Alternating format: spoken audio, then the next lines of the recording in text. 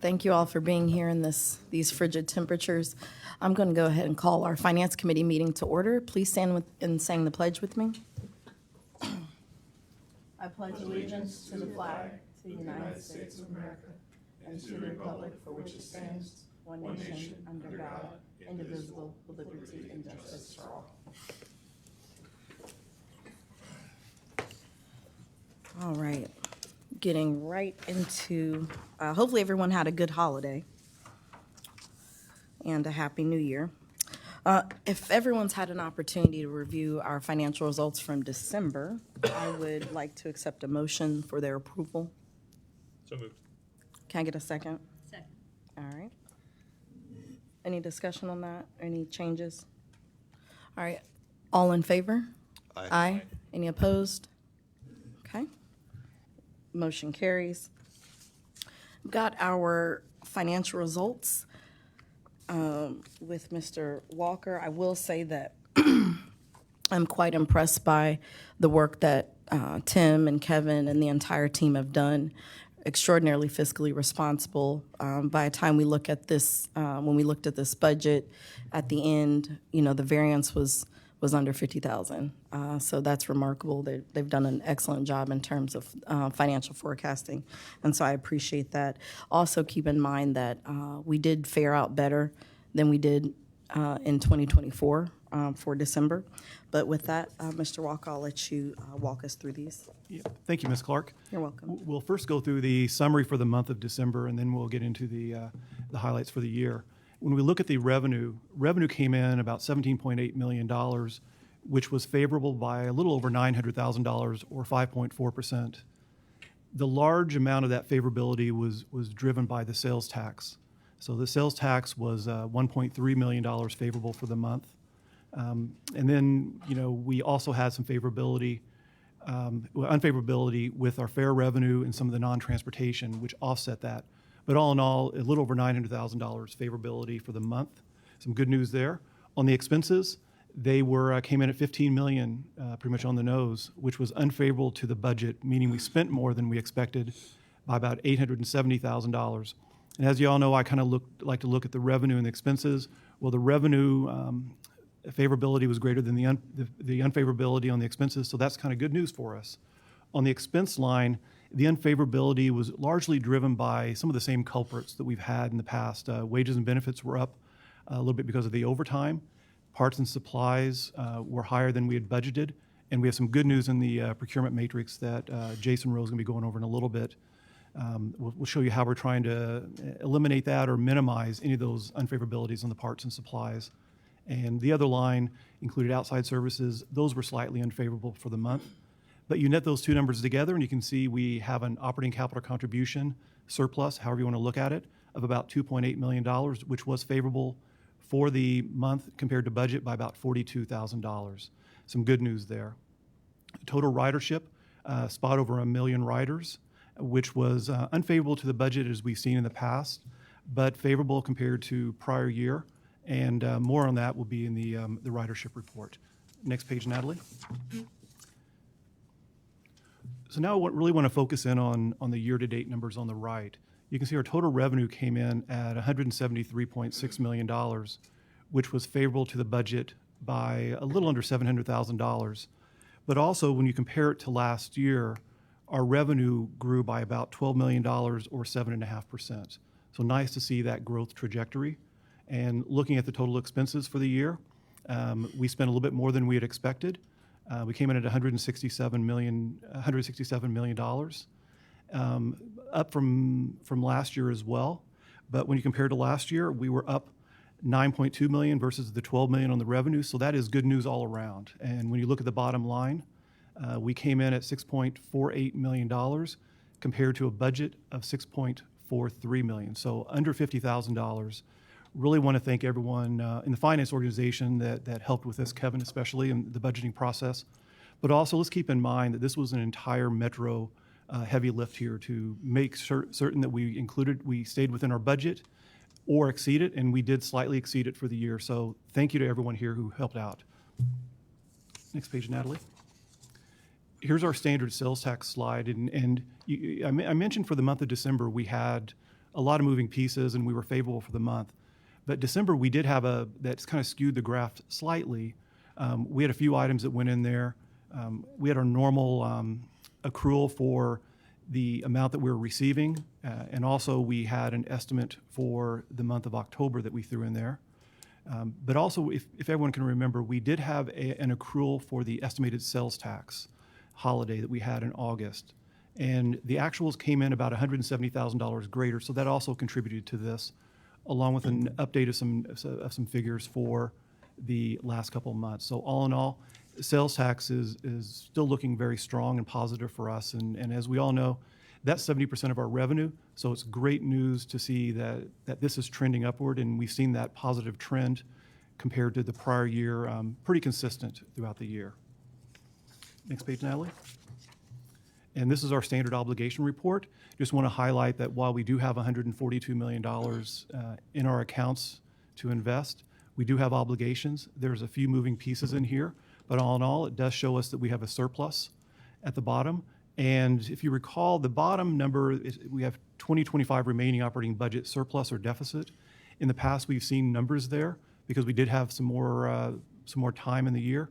We're done with the year. We're done with 2025, so that number is going to be zero. But all in all, it shows that we do have a surplus to manage our obligations in the future. I want to open up to any questions anyone has.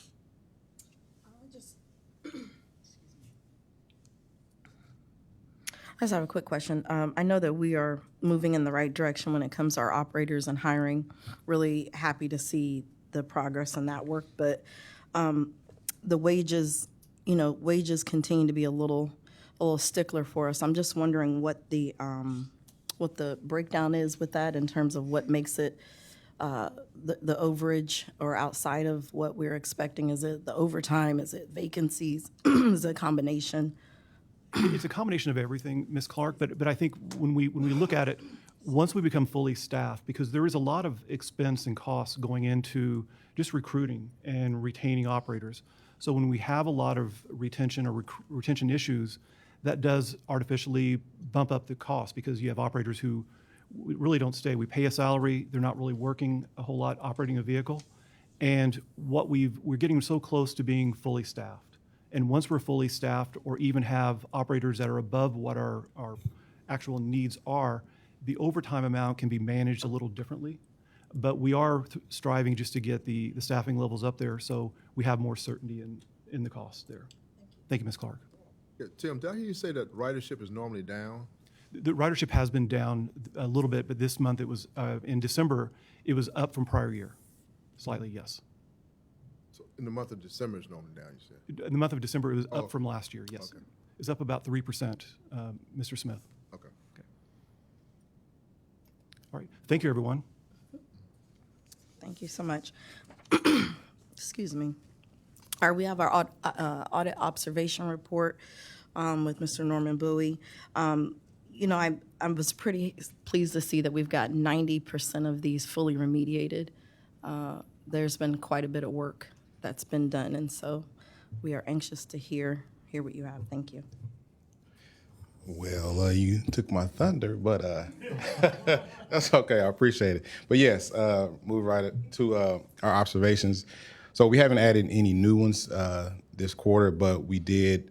We're up from 78% remediated to 90%. So kudos to Julie and her team. She did a heavy lifting with a lot of the accounts payable, fair media updates that she and her team completed. We'll say out of those 10% that are remaining, only one of them's high, which actually isn't actually due until the end of the month as far as completion. A couple medium and some informational and low risk items. So if you want to move to slide 5, please, Natalie. Next one. Just kind of give you an overview. So anything in green means it was remediated fully. Anything in that's no highlight means it's still open, not due. Red's the ones kind of where we're past due. So still looking to get an update on the ridership count. There was a delay on the sensor. I haven't received an update on that. But otherwise, if we look at all our AP, payroll, those were complete with fair media.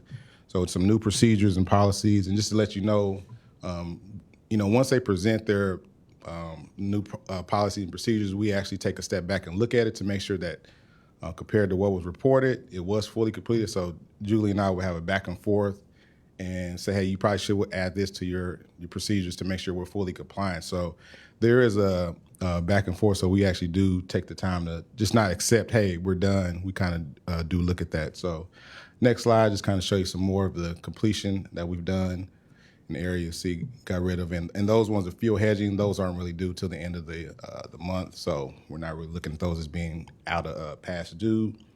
And one more slide. Still a couple, some more green that are complete, informational, and like I said, a lot of those are related to the recent fuel hedging. If you want to go to 2 slides, so this is what we're currently, so we're in the process of wrapping up fixed assets and Paycor. So we'll have, so those numbers that we said 90%, that will change next time we see it, but hopefully it'll still be a good completion rate. But we're looking to wrap those reports up by the end of this month, and also GAG's credit card. Hopefully have that done by the end of February. Next slide, 2 slides. And currently what we're working on also is Metro Now. We had to push that back a little just to kind of make sure we were wrapping up our fixed assets and gas credit card audit. Currently, Clark Schaefer is working on the Masabi, looking to kick that off officially this month, and then also dispatch services. We'll have that started sometime in March. Also, this is a year that we'll do our risk assessment. So later on in the year, we'll work with all our seniors and executives to do our risk assessment for this year to plan for our next 2 years. So with that being said, that's kind of where we are with internal audit. Any questions, comments, concerns? Thank you so much for that. We have our investment funds report. Thank you, Ms. Clark. This is our standard look that we have. The left side shows our operating fund. Right side shows the infrastructure, the MTIF fund. You can see, we have a total of about 300 million, 142 on the operating fund, 160 and change on the infrastructure. The one thing I do want to highlight, we are keeping a close eye on the yields that our portfolio is earning. Right now we're at 413 on the operating fund, and let's focus on that just for a second. And when you compare it to any kind of benchmark you would see from the investment community, knowing that we want to have principal preservation is number one, and we don't want, need to follow our investment policy and not chase any yields. But that being said, we are outperforming. If you look at the 1-year Treasury bill, at the end of the year, it was about 3.5%. 3-month Treasury bill was 3.64, and the 1-month Treasury bill was right at 3.60. So really good job here by Kevin. Managing these yields and making certain that when we have a higher yield, we go out a little farther on the curve. But both of the funds, operating and MTIF, are outperforming any of the short-term indices that you would be looking at. Any questions from the group here? We don't have anything in terms of any cash that needs to be dispersed or paid on.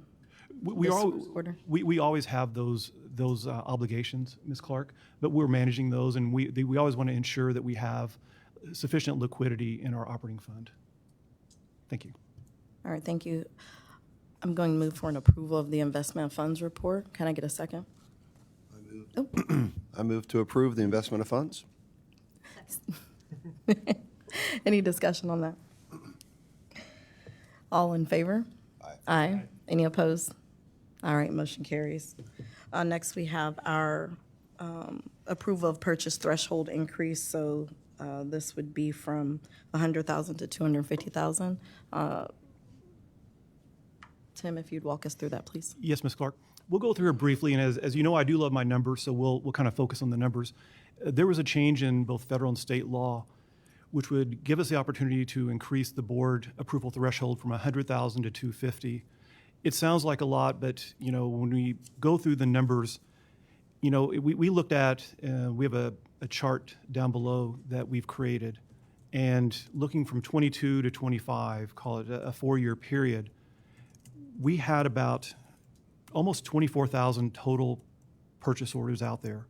And of those 24,000, 99, I guess the number was 99.2% were below the threshold for approval at $100,000. And the total dollar amount that the board looked at represented 79.5% of our total spend as an organization. And if you increase that to 250, just to make certain that the board realizes, you're still going to look at the majority of the dollars. So that 79.5% number that you've seen in the past goes down to 75.7%. So call it a 4% decrease in the total amount that's reviewed. Over the last 4 years, at the $100,000 threshold, 192 items were brought to the board for that approval, and increasing the threshold to 250 brings it down to 125. So overall, 67 fewer items coming here, but still, with the board still looking at and approving over 75% of the spend.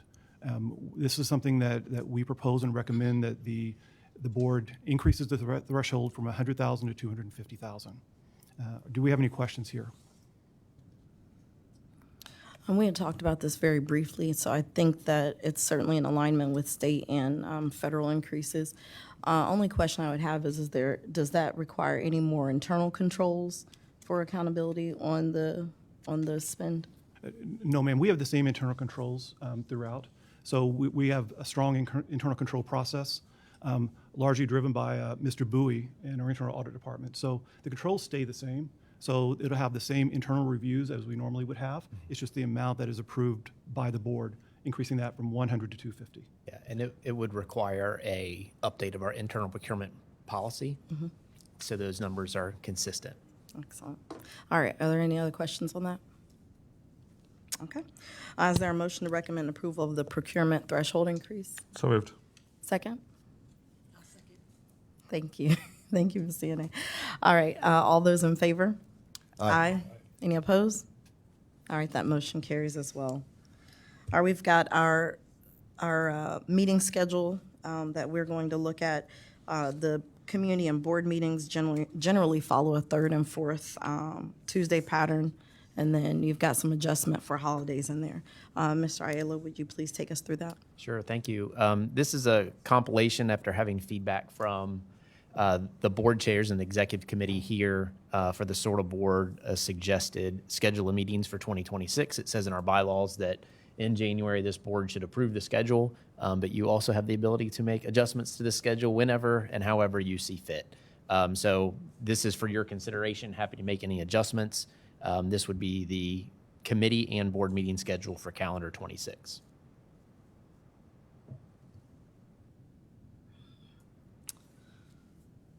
Oh, I'm still at 8:30. Okay, well, it's just so beautiful. 2026. Thought this would be different. Okay, well, if there's no further discussion, can I get a motion to accept our schedule for meetings 2026?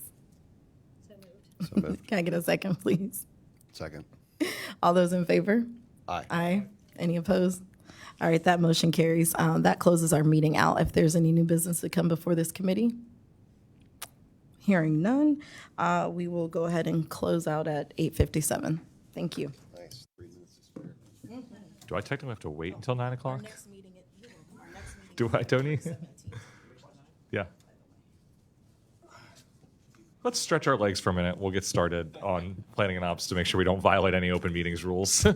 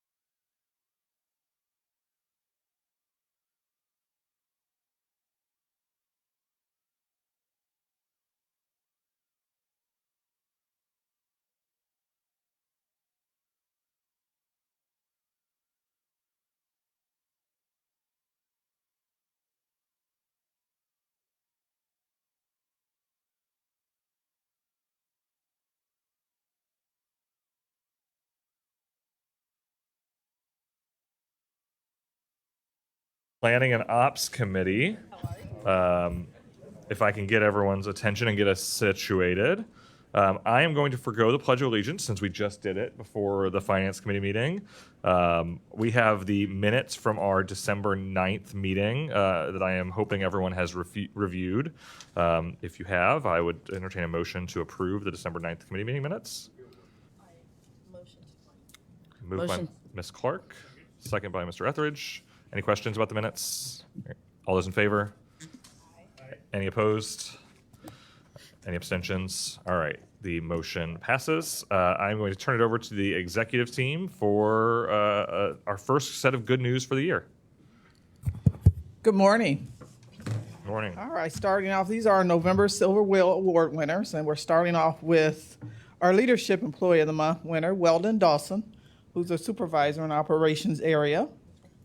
And he is being recognized for his professionalism and always attaining measurable outcomes and improved efficiency, reduced errors, and high customer satisfaction. And also for his integrity and the way he mentors and leads others in the area, both bus operators and other supervisors. Admin Employee of the Month, Katie Nussbaum.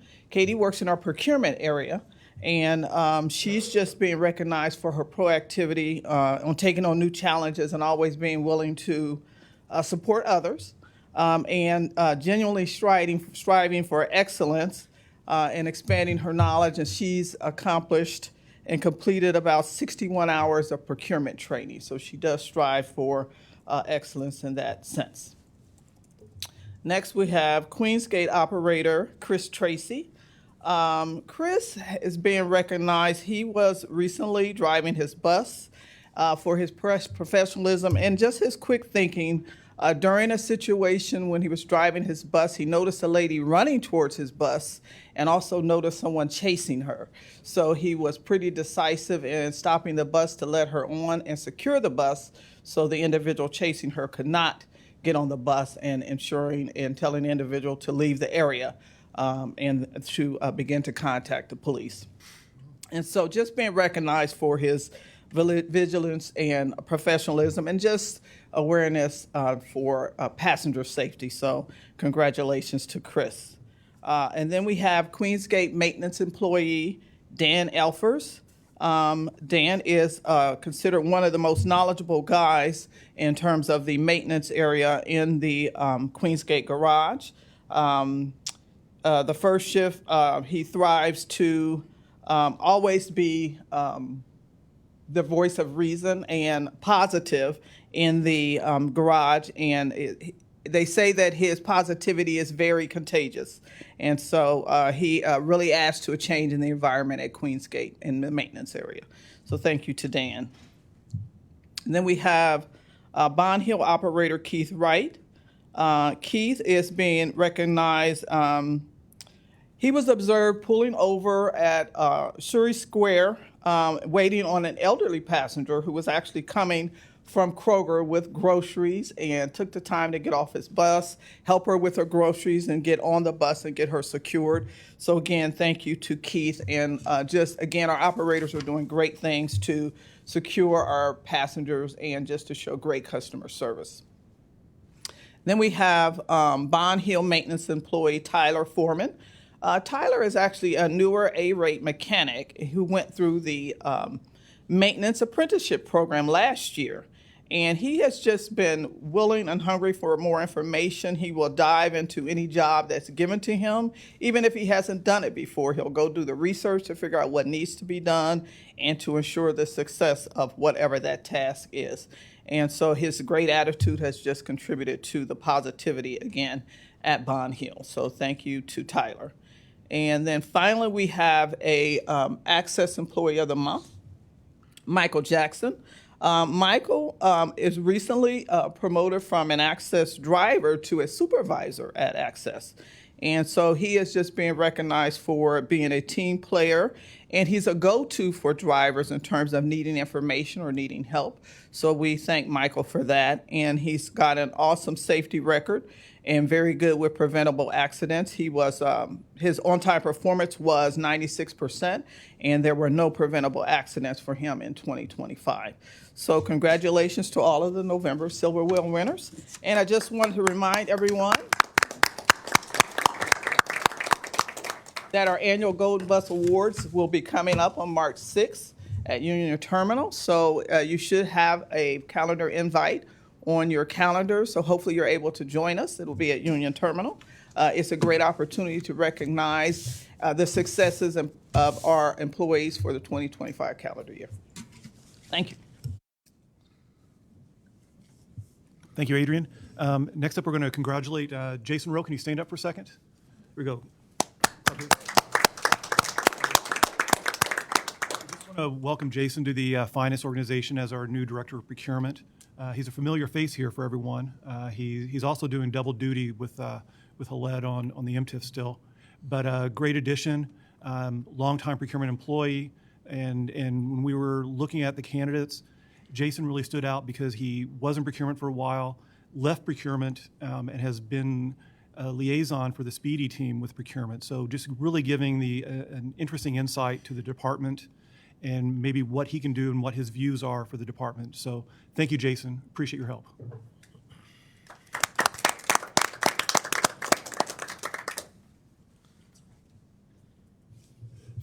Some more good news. We've talked a little bit about our hybrid buses, and as you know, we're up to 17 now in our fleet, with many more to come in the future. And we're excited to say that we have now surpassed 100,000 zero-emission miles. So as you know, these buses go in and out of electric and diesel operation, and we have several zones set up. We continue to increase those zones where they operate in electric power. And you can see what this equals. 280 metric tons of CO2 saved and about 27,000 gallons of diesel fuel. So more to come on this, but it's really encouraging and very exciting to know what we're doing for our community and our environment. Next up is Mike Weil and Brett Isaac, who had the opportunity to go to the American Public Transit Association Safety and Risk Seminar. It was in San Diego, so it was a tough gig to go to, but they made a presentation on our successful security and safety program here. We've talked about it before, and we really do lead the nation with our programs, and it was fun for Brett and Mike to get to brag about what we do, how we partner with our community, with everybody from CPS and CPD, the downtown group, to improve our safety and security, and really focusing on how we reduce youth violence and disorder in the city.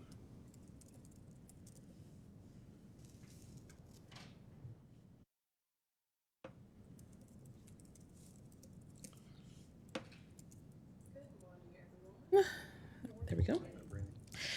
Yesterday, the Metro team braved the cold weather for a day of service and action, and was proud to once again include our commemorative Rosa Parks bus in the 51st annual Martin Luther King Jr. Day Parade that led from the Freedom Center to Music Hall. We include those buses for anyone who wanted to participate but was unable to make the journey on foot, and that is something that we have done for a number of years and are proud to do each year.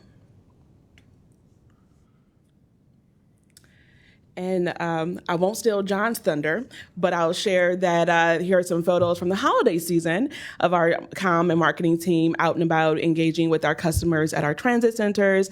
And we had a special guest from Santa himself. And then, John, I'll turn it over to you. Well done, executive team. That's the news. Thank you for your hard work, Mr. Ravazio. On that note, we will head to the Ridership and Service Quality Report. I think we're starting with Mr. Shamood. Right, am I coming to you first, or am I coming to Bill? Just waiting for. Perfect. All right. Good morning, everybody. Morning. All right. So for December 25, ridership was below the budgeted number, but slightly higher than December of 2024. Hopefully, that's signaling, the things that are moving in the right direction now. For the year, we were just about flat with last year, difference of 1%. But it is below what was budgeted for this year for a number of reasons. As we'll talk about that a bit later and then next month, because of ridership wasn't growing at the rate that we were expecting it for the past, we did a deep dive. There are a few slides, we'll talk about these later on, but that's something that is a concern for all of us, and we're looking into that with great scrutiny. Next slide, please. On the access, the trend is still up. We carried just over 14,000 trips in December 25, and for the whole year we carried 180,000, 4% lower than expected for the whole year. Next slide. Metro now continues to do extremely well. We carried over 14,000 trips in December 25. For year to date, we exceeded what was budgeted. So we performed 140,000 trips as opposed to the budget of 129,500. In terms of productivity, it's kind of like a mixed bag here. For local service, it's still down than the budget. We're at 12.9 passengers per hour versus the budget of 15.9%. Express is still kind of, where it is at 5.9 passengers per trip compared to the budget of 11.4. Access is almost 1.8 versus 2.2 passengers per hour. And Metro now, this is the first time that we're hitting the budget at 3.8 passengers per hour. I'll turn that over to Bill. Thank you, Khaled. So one of the pieces that you saw in the ridership, particularly on the access side, and then you'll see that in the service quality, we had 5 days of snow and ice in December, which is a little unusual for Cincinnati to have that many days. And they actually occurred early in December, which was also a little bit unusual for Cincinnati. So those are impacted a little bit here in our numbers, but as we start with fixed route on-time performance, this is like our 9th month in a row where we were able to be better than we were last year. You see the same seasonal trend for both years, 24 and 25, but we are finishing the year strong and on a high note on on-time performance. Next slide. You'll see access on-time performance continues to be strong. This obviously was impacted by the snow, but also we've had unfortunately the flu running through access, so it has an impact as well. Metro now continued to be strong for the month of December, and we're finishing the year very strong. Fixed route missed trips. We were really excited about going into the month of December. This chart was going to look really good until those 5 days of snow hit. About 50% of the missed trips occurred on those 5 days due to excessive late and also some missed trips completely. So would have been a much better month, but that happens when you have snow. Customer service reports a little bit higher. That's also impacted by the weather. We did have an increase in customer service calls for the month of December during those 5 days of snow. This is a good story. We're trending really well, very, very happy about this. And you can see we started to turn the corner in about June with improvements over the prior year. We did have that anomaly, that really good month in December of last year. But other than that, we're on a really good trend and good things to come in the next year. Thank you all. I think you've got the quarterly route information in your packet. Any questions on the service quality report? Yeah, I'm just curious about the ridership. You have done excellent campaigns around, like, for the holidays, free rides, or college students, free rides. Do we know if we converted them to more consistent riders? How do you measure that?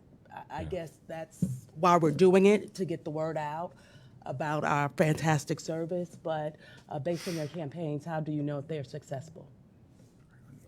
Question for either Andy or Brandy. Yeah, so a couple things. We have a short presentation here to talk about our efforts to really understand why that ridership has plateaued. We've seen increases in some areas and decreases in others, and we're kind of netting out as a relatively flat level for 2025. So we'll talk about the planning analysis that's going into that. On the university side, we're able to track that ridership directly because they're part of a university program in the app. So we're seeing direct correlation between those efforts, and we've seen university ridership go up significantly in 2025, which is great news. But when you see overall ridership flat, it begs questions of where are we losing. So with respect to university, it's very easy to track performance. And then if we do free days like, for shopping and so on and so forth, very easy also to track that delta. We do see an uptick when we offer a free day of service. Any other questions? I think that's a great, obviously it's a great point coming from you, but I think along those lines as well, though, when we look at our free days, I'm wondering, it seems that there's a tracking. I think it's kind of, I don't know that it's very straight line, though, or very direct or apparent, maybe. I think we end up seeing some numbers later on. But have we thought about having some intentionality behind when we have a free day? Maybe in order to get on there for free, you have to download the app, and maybe, you pay for something and it's like a BOGO or something like that. There's some type of, I just feel like, are we looking at whether or not there can be any type of incentive or bringing them over to be a rider that has a dollar attachment, and then they get the free ride or something like that? Is that at all in the works? I think it's a great idea. We'll talk about how we market those days, and what you're talking about is there can be some kind of action to reciprocate for that free ride. I think it's time.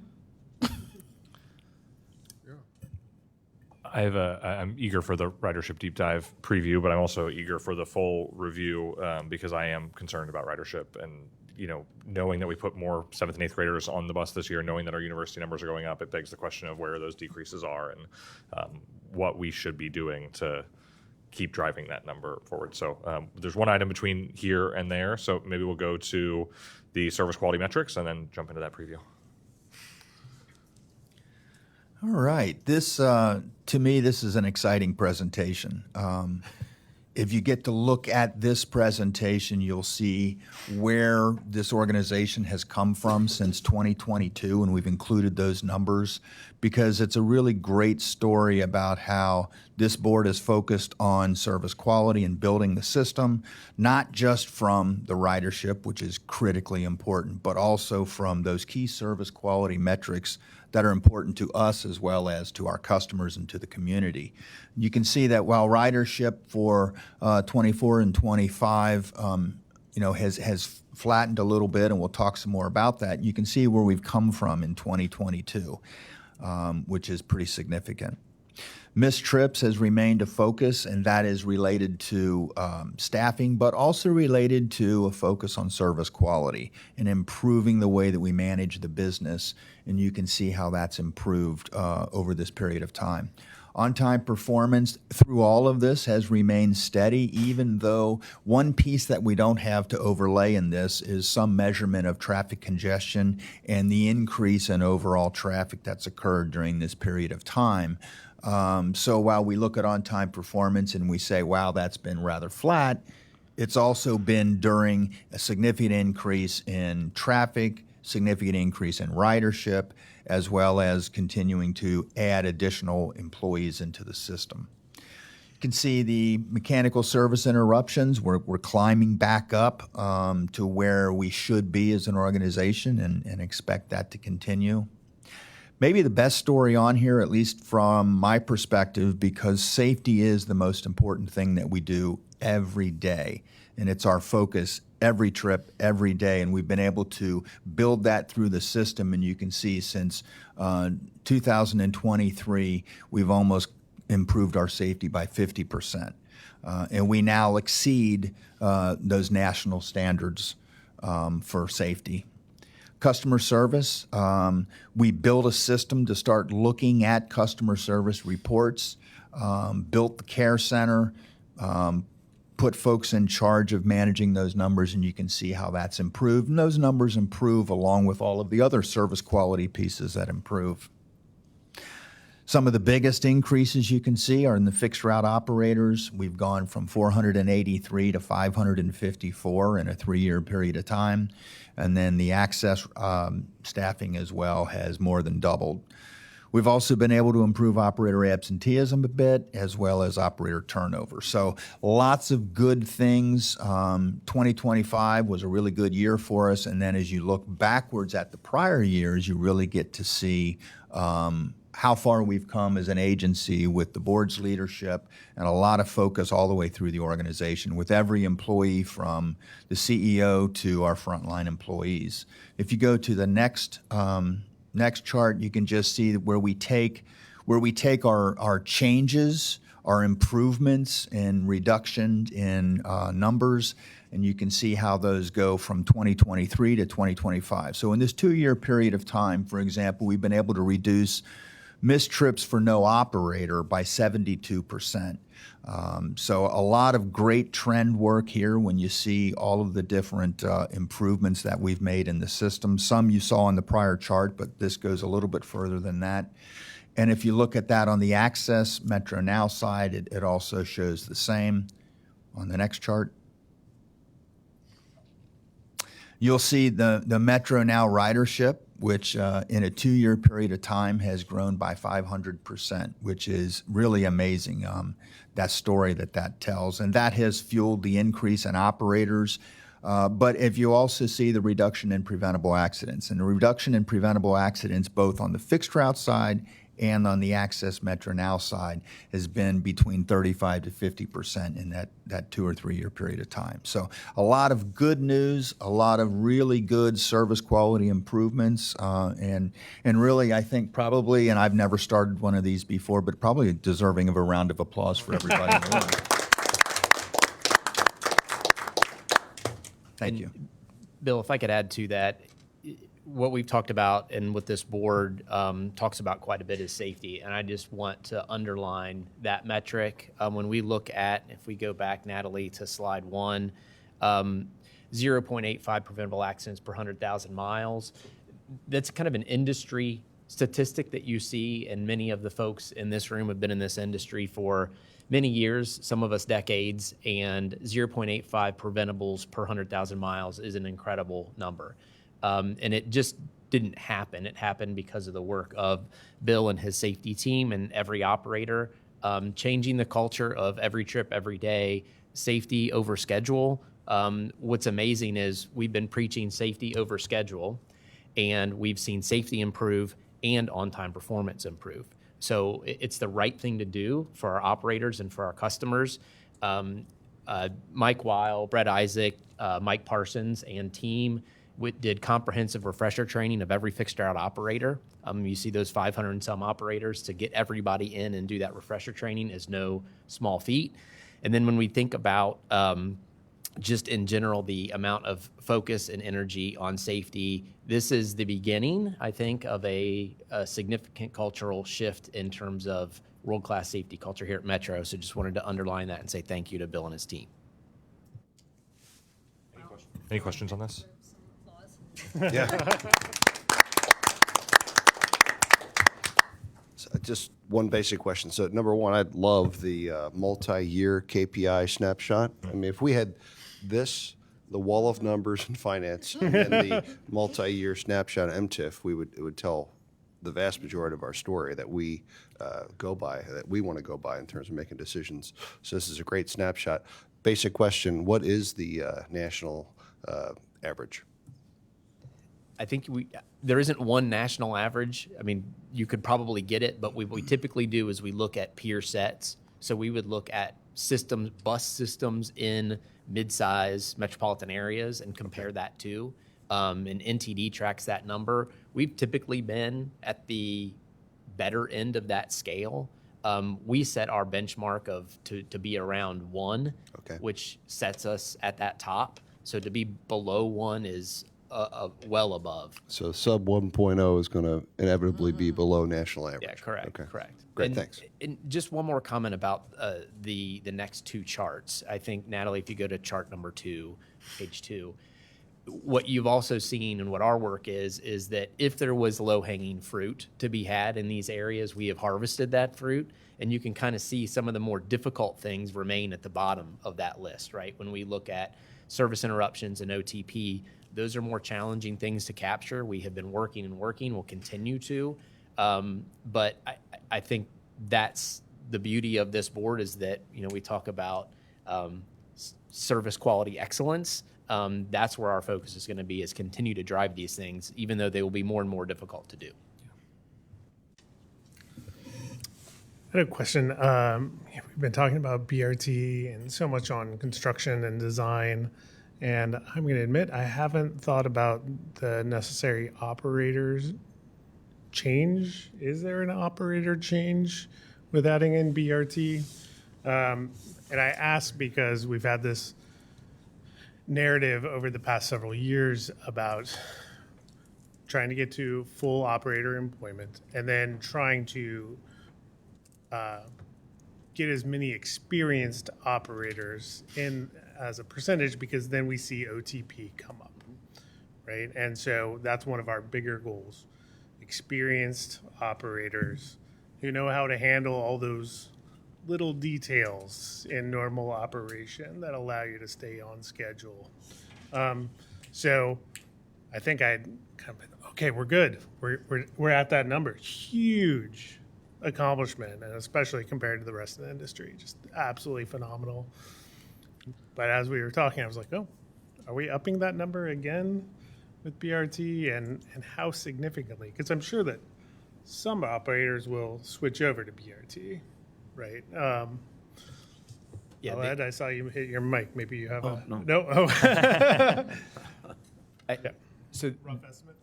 that work will be picked right along with the rest of the work within the organization. We won't hire people specifically to operate BRT. It will be our fixed route operator workforce will pick that work based on seniority, and they'll have the opportunity to pick it if they so choose. One of the things that we do is every single month we have a fixed route and access operator projection tool. So we look on a weekly basis how many folks are coming into training, how many people are graduating from training, and then what our operator headcount need is based on the budget that you approved and service additions that are planned in that budget. So when we're doing that on a weekly basis, and we may be looking at we make sure that those things harmonize. So when we have service changes, that we can project out the level of headcount we need so that that workforce can support any service changes. So when BRT comes along, that will be the new target. However many additional operators we need will be targeted in that projection. And we, working with HR and comms and everybody else, we will manage to that goal. But we still have a couple years before that headcount number needs to be there. So we're curious Yep. how the numbers are going to change as these yearly columns develop over time, Mhm. so you know what to expect. Pay attention to that large view of getting our OTP up, because that affects ridership, right? Yeah. And that affects our service, and so we want to keep pushing there.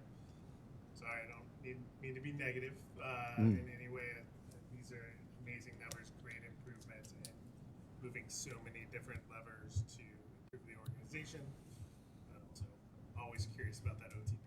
Yeah, well, and thank you. One more point to add there is we're starting to understand how the push and pull of these things. One of the best things that we can do to improve all these metrics, as you mentioned, is to improve operator retention. So we'll talk in future meetings about the work that's going on the HR side to do an analysis of why people stay and why people go. And if we can change retention by 1%, then that means we're going to increase on-time performance and safety as well, because we have more veteran operators in the system. So it's all interrelated, and we appreciate you diving in to these numbers with us. Andy, that's exactly what I was going to bring up. First, I was surprised by the retention. I'm thinking we're above the rest in the industry for the number of people. It looks like about 85%, which I was surprised about. And now I'm also connecting a past presentation on your coaches that you've hired and growing your own. So really want to learn more about the increase of staff to help keep our people, and is that working as well? Bill, you want to talk about our first-year success coaches? Yeah, our first-year success coaches have been on the ground doing their coaching for about 6 weeks now. I don't want to get ahead of it, but we have seen some initial data says that we've been able to really influence positively the retention and attrition rates during the first year, and that's what's driving that 15 to 16% turnover rate. It's folks during their first year, so that continues to be our target so that we can move the needle on that. But we won't see. We're not going to be able to see those kinds of statistics for a period of time as we build that system out and they do their work. But so far, it's very encouraging. Yeah. So are we doing the same? Do we have the same model that we've had when it comes to new hires, new operators? Is it the same like schedule structure that it was 10 years ago, or how is that changing? Because we went to the APTA conference, we talked about that new generation. You know, us millennials are doing really solid work out here, but we have some folks coming behind us that work differently. Yeah, it is always an evolving process as we try to find the right levers. And you are correct that the workforce has changed, and our training programs have kept up with that. We did recently move the training, operator training focus within operations, within safety and security, and continue to work with HR staff to try to fine-tune that. So the short answer is yes, the training program continues to evolve, but I'm not sure it keeps up with the groups behind the millennials, but we'll continue to work on that. Yeah, I really do think in terms of here she comes. I really do. I'm not trying to poke a bear. I'm just saying that I'm seeing it. I'm seeing it from a business owner standpoint, and I just really had to just go ahead and lean in and make some serious adjustments so that I could get and retain the right folks. And it's just not been easy, and a lot of employers are really having a lot of difficulty. So I'm concerned that perhaps it's not as attractive in scheduling for the type of folks that we really need, that we want, that we know that we can retain, because we do have a really, really great compensation package and career opportunity here. We do, and in addition to the things that have already been discussed, we've been doing a number of things around our attrition to make sure we can try to ascertain why people are leaving. Besides the exit interviews, we recently did some focus groups, and Bill's team, the success coaches, continue to work with those first-year operators to find out, what kind of challenges they're seeing in that first year that we might help them to overcome. The scheduling, I will tell you that one of the things we try to do, and we've always attempted to do during the training that they participate in, is give them a realistic view of what the driver job is. So you're not coming in from 8 to 5, Monday through Friday. Training, you're getting a realistic view. You're training multiple shifts. You're training multiple times. The schedule is changing so that you know going in, when you come out of training, this is your world. That is the reality. I mean, you're right. It is a tough one to overcome, but we do try to give them a realistic view of what the operator life, day in the life of operator is like during the training program. So we will just continue to try to gain information and make sure that we know why people are leaving and what types of perks and or benefits we might add to that to try to retain people. The last piece of that is when we sit down to look at our collective bargaining agreement that really drives how work is picked and what new people experience within the organization. Every 3 years when we go to the table, we see if there are opportunities to make adjustments there. Any other questions, comments, conversations? It's been a helpful conversation on the service quality metrics. All right, seeing none, we'll go to the ridership deep dive preview. Yeah, this is just a couple of slides. We've been talking about ridership for the past few months, and it is something that has been concerning us. The first few months of 2025, we noticed, the ridership hasn't been increasing as expected, and we thought, well, this is just an anomaly, just a phase. But that continued for the next few months. And so by the summer, we said, okay, well, we need to take a deep dive into this because true, we haven't been adding service since December of 2024, but there should have been some natural growth in ridership, right? You have two types of ridership increase. When you add service, you expect ridership to go up. But even without adding service, ridership should still go up, if we're doing everything that, we're supposed to be doing, even if there's just 1 or 2% every year. And we weren't seeing that. So for the past 3 or so months, the Speedy department staff have been focused on that, trying to understand, the lack of the ridership growth and why hasn't, it's kind of like stayed flat overall. Next slide, Natalie, please. So we typically do our due diligence when we're doing, planning and service changes and so on. There's a lot of analysis that goes into that. But this exercise, the deep dive, took that to the next level. So we have set of methodologies and processes and formulas that we typically use.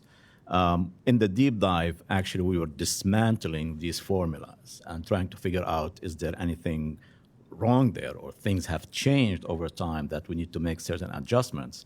And what else could be a cause of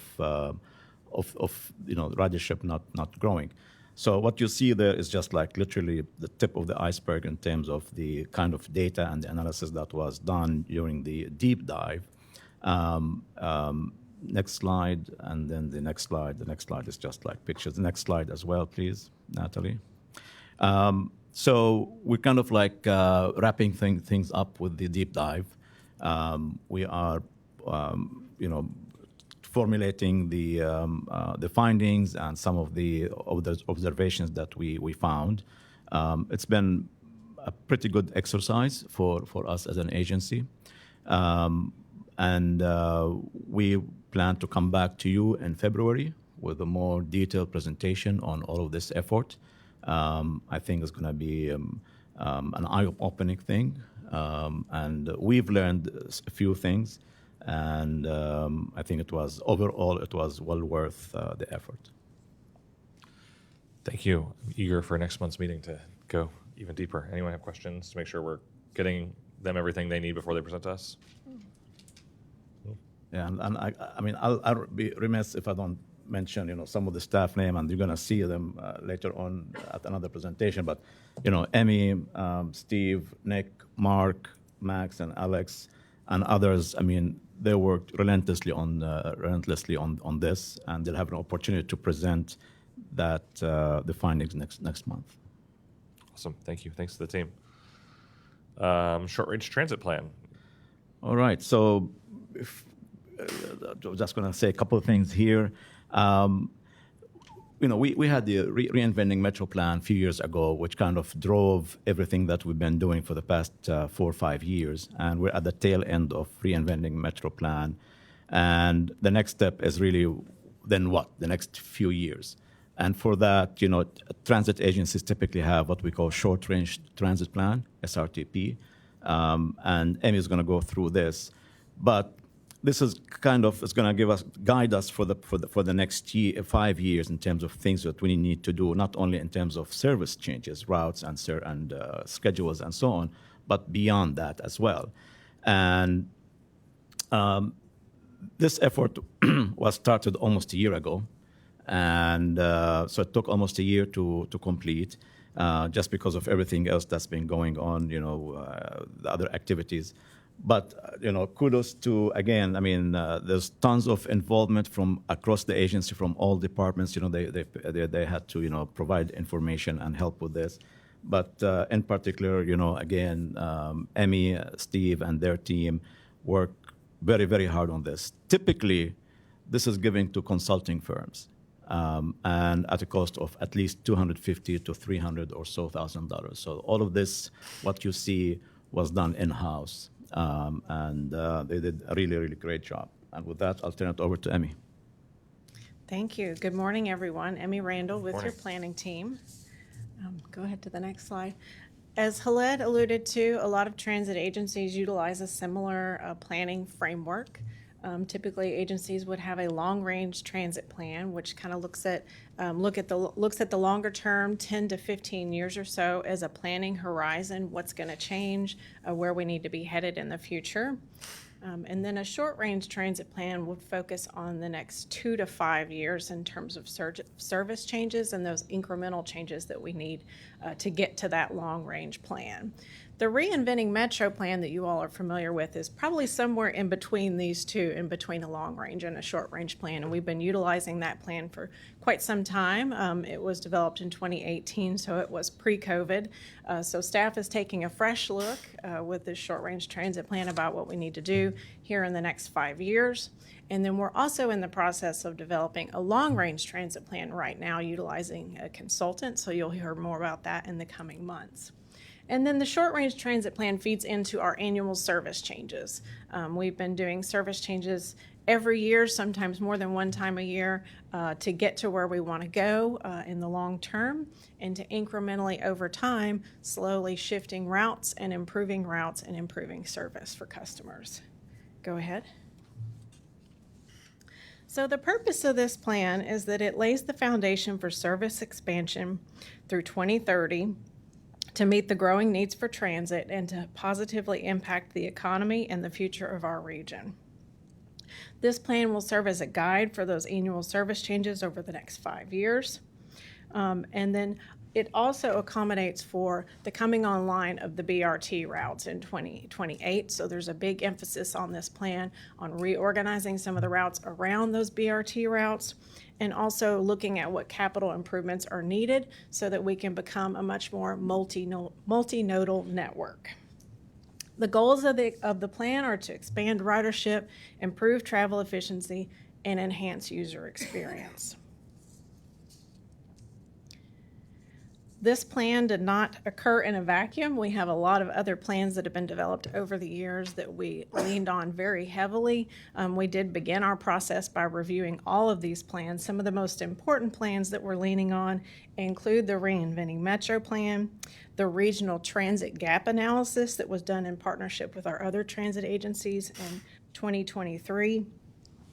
Also, the BRT Alternative Analysis Report was also leaned upon. Go ahead. As Khaled mentioned, I'm very proud to say that we did this plan all in-house. We have a great transit planning team here at Metro. We began looking at this process in 2024. We started in January with an extensive process of data collection, and reviewing of our existing transit routes and service. We also spent a lot of time digging into each of our customer surveys that we've done every year and looking at what our customers are telling us in terms of travel needs and demand. The second half of 2024, we did a lot of data analysis and a lot of spatial analysis, mapping the data to see what it's telling us. In 2025, we began creating the recommendations that you'll see in the report, as well as reviewing car travel patterns and making sure that we're accommodating those most needed trips within our region. In 2025, Q3, we started drafting the document and created a full version of the document and then circulated it for internal review and edits at the end of 2025. So you should have received a full version of the document in your packets that Natalie sent out. Hope you've had a chance to look at it. If you have not had a chance to look at it, I hope you'll spend some time with that in the coming month or two. And feel free to reach out if you have questions once you do spend more time with that document. Okay, go ahead. So the analysis process, as I mentioned, we spent a lot of time reviewing our customer input. Oh, sorry, if you could go backwards. The customer engagement process. We did conduct quite a bit of internal engagement with staff at the garages as well as here at Huntington. We took advantage of some of the City of Cincinnati's Connected Communities engagement activities where we had booths and we had maps and things. We also did some customer surveys, both digitally and in person. Okay, go ahead. All right, so the analysis, we conducted detailed performance analysis of each one of our routes to determine what changes might be made to make those routes more efficient and make sure that we're hitting all of the key destinations that travelers want to go to. We did stop level analysis to look at where riders are boarding and alighting within our system. We reviewed our Masabi, so Easy Fare tap data within the system. We also looked at industry standards for various route types. What should the frequency and span be for our various routes, and are they meeting those industry standards? And then, as I mentioned before, we also looked at streetlight data, which is car travel data, to understand travel demand. Okay, go ahead. One of the key analysis that we conducted was the creation of a transit propensity index for our service area. So transit propensity looks at various demographic factors to determine where there are people within the region that are most likely to use transit. So we combined different layers looking at income, where people with disabilities live within the region, minority populations, zero-car households, elderly, and our youth. All of those demographic layers were then combined to create this transit propensity index that you see on the main map. Okay, go ahead. We also looked at the sheer density of people and jobs within the region. Those densities are true indicators of transit need and likely areas of high potential ridership. So we combined those factors to create this transit potential. Go ahead. And then finally, we took transit potential, transit propensity, and our current service and overlaid those to identify areas of what we're calling transit service gaps. Those are areas that are perhaps underserved where we see high demand or high transit propensity, or even areas where we don't currently have service. It's important for me to note here that a lot of the gaps that were identified have already been addressed either through some of our late 2024 or 2025 changes that happened in August. So this was kind of a living analysis that we were trying to address on demand as we were writing the document. Go ahead. And then I also want to highlight the transfer node analysis. So we took our rider information and identified the areas within our network where people are transferring on a regular basis. This was to help us understand where we can have routes convene and connect within the network and where we might need to make capital improvements to create transfer hubs throughout the system. So some of the areas that you'll see popping up on these maps are areas like Mohawk Corner, People's Corner, 8th and State, Surrey Square, for example. Those are all areas where we see people transfer within the system fairly frequently. Okay, go ahead.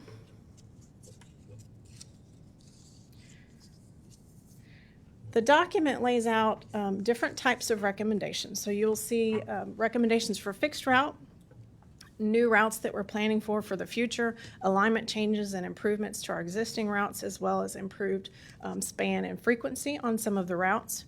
There are recommendations for Metro Now and when those future zones would be rolled out. You'll also see capital projects and bus stop enhancements in the document as well, where we've identified areas for those improvements to take place. And we also have a focus on innovation and technology, looking at things to enhance the user experience, like open fare payments, for example, and the use of transit signal priority to help improve our on-time performance on some of our key routes. Go ahead. So the 2025 service changes that were in the plan, most of these were actually already rolled out in August, so these are being rolled out as we were finalizing the document. But I do want to state that the improvements that are planned for within the document, staff went through a prioritization process as we laid out what these recommendations would be. So the prioritization was basically based on the productivity of the route and also the cost effectiveness of that proposed change. So we wanted to make sure that we were prioritizing the improvements that would have the highest potential for ridership increase while minimizing the overall cost based on those recommendations. Okay, go ahead. So 2026 changes, we're looking at rolling out of Mumford Heights, Groesbeck Metro Now Zone, as well as the Bond Hill Metro Now Zone. Several routes will receive improvements to frequencies and span. And then we're also going to be introducing two new crosstown routes. So new Route 47 will be a crosstown between Northside and Oakley Transit Center utilizing Spring Grove. We're excited to see that route come online. And then we also have a Route 53, which is a crosstown also between Northside Transit Center and Oakley, but it will utilize Ross, Tennessee, Sherman Avenue, and Robertson. That will address some of the transit gaps that we've identified within those communities. We'll also see quite a few improvements to Express Route network next year. Go ahead. So between 2027 and 2029, we have additional planned improvements for 19 routes. 16 routes will receive alignment changes. We have 8 new routes planned. We also have one more Metro Now zone that's been identified in the plan for Anderson Township, Mount Washington communities to address the transit gap that we've seen there. It's also important to note in 2028 the BRT lines will come online, so we have quite a few routes that will be streamlined and that will feed into the BRT network. Okay, go ahead. So the capital improvements section of the plan, we're looking at Walnut Hills Transit Center coming online and how that will be served in the future, as well as the North College Hill Transit Center. We're planning for how routes will feed into the ends of the lines of the BRTs, and also improvements and enhancements to our existing transit centers, especially at Oakley and at Glenway. Go ahead. So the multinodal analysis led us to identify areas within the system where we would like to create super stops. So these will be enhanced bus stops that can accommodate more than one bus at a time. They'll have near level boarding platforms on the sidewalks and offer shelters, benches, trash receptacles, real-time information, so almost like a mini transit center within the network. So the plan has identified these locations and prioritized them. We've been working with Norwood on a super stop at Surrey Square that's going in right now as we speak.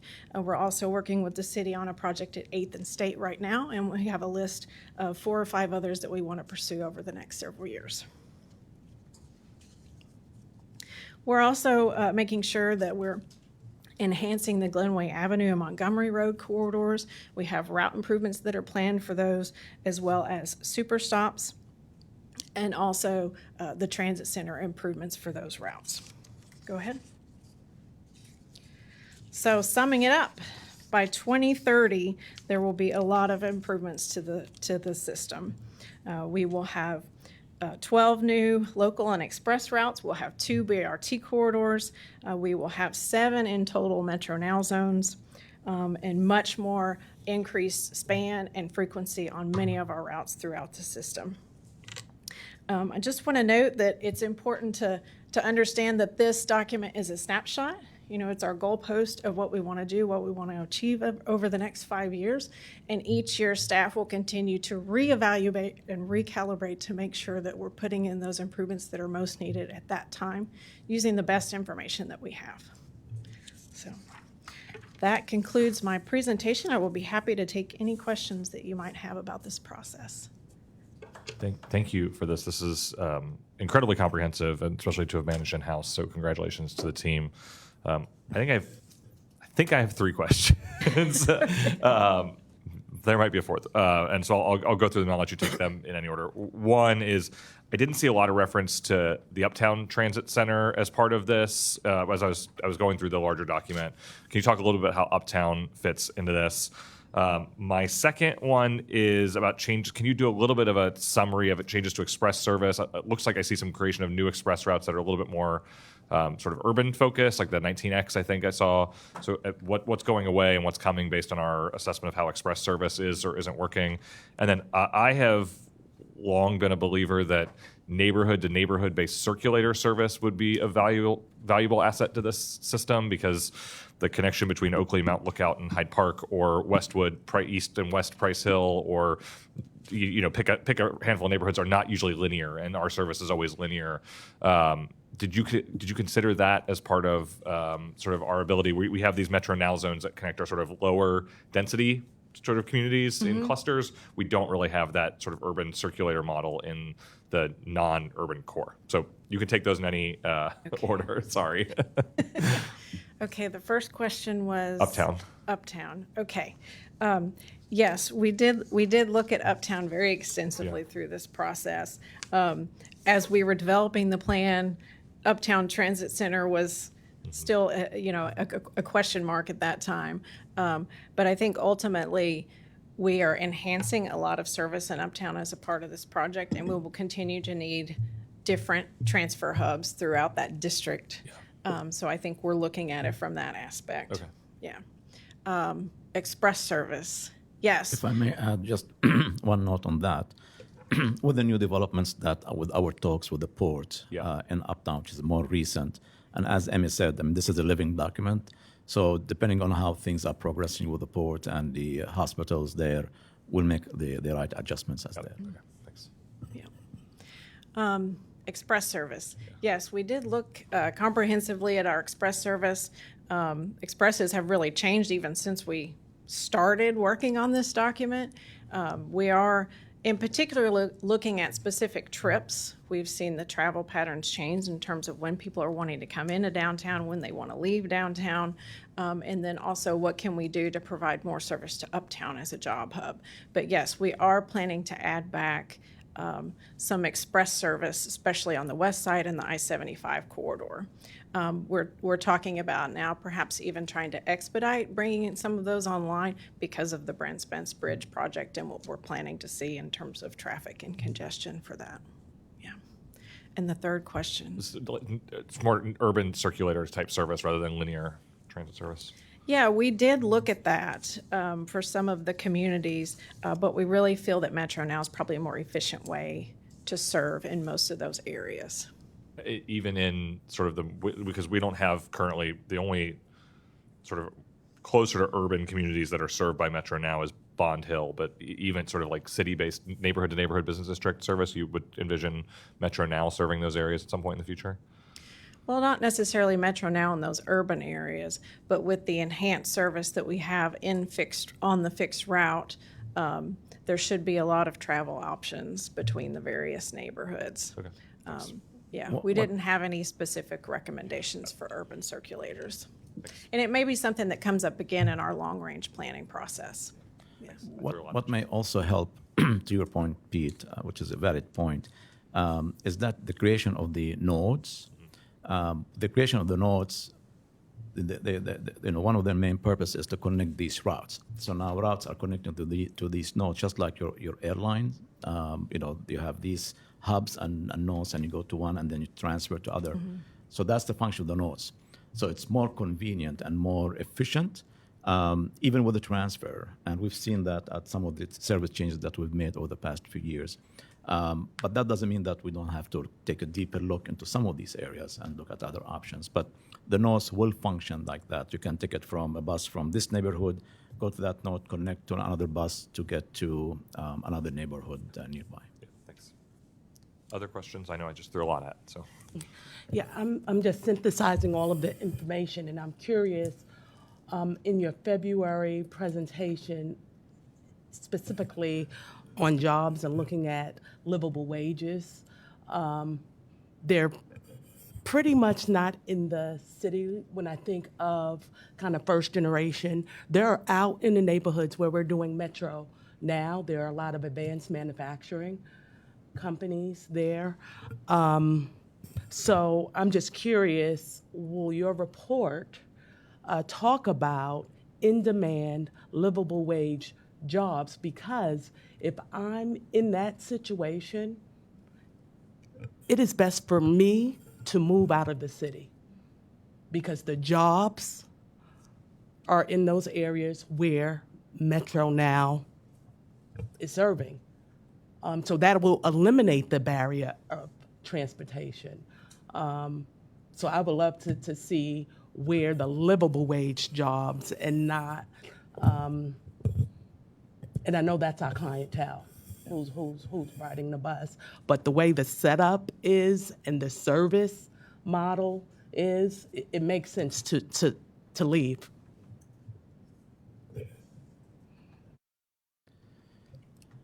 If there are no other questions, I would go ahead.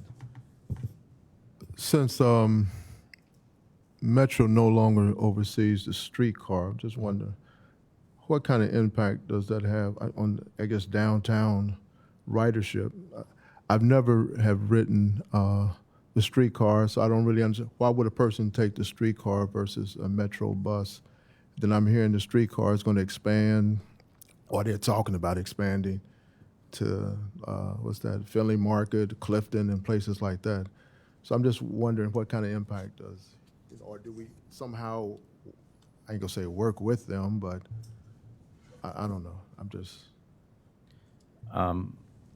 So a couple things. I think in this short range plan, you can see most of the service improvements are focused outside of downtown. We're great partners with the city. If they get momentum behind making changes to the streetcar, we then have to adjust our plans with how does the bus network, overlap or relate or connect to. We don't know of anything imminent at this point. So really, streetcar changes aren't accounted for in this study. And in general, it's two different clienteles, because individuals taking the bus to downtown, they're not gonna, get off on Central and then transfer to the streetcar. They're just gonna stay on the bus. The streetcar is mainly for downtown, travel, for short trips. Some may take it, from one point, let's say on 2nd Street, to go up the hill and then maybe transfer to a bus. But generally speaking, it's two different users. Yeah. I mean, you have the document. You've seen how extensive this research is and the effort the staff put in. And just allow me 1 minute just to, call on my staff who worked on this. You have Amy there. Please stand up. Steve, Nick, Mark Saman, Max, and Alex. And there's others who also help with this, and I really appreciate all the effort that you guys put in this one. Thank you.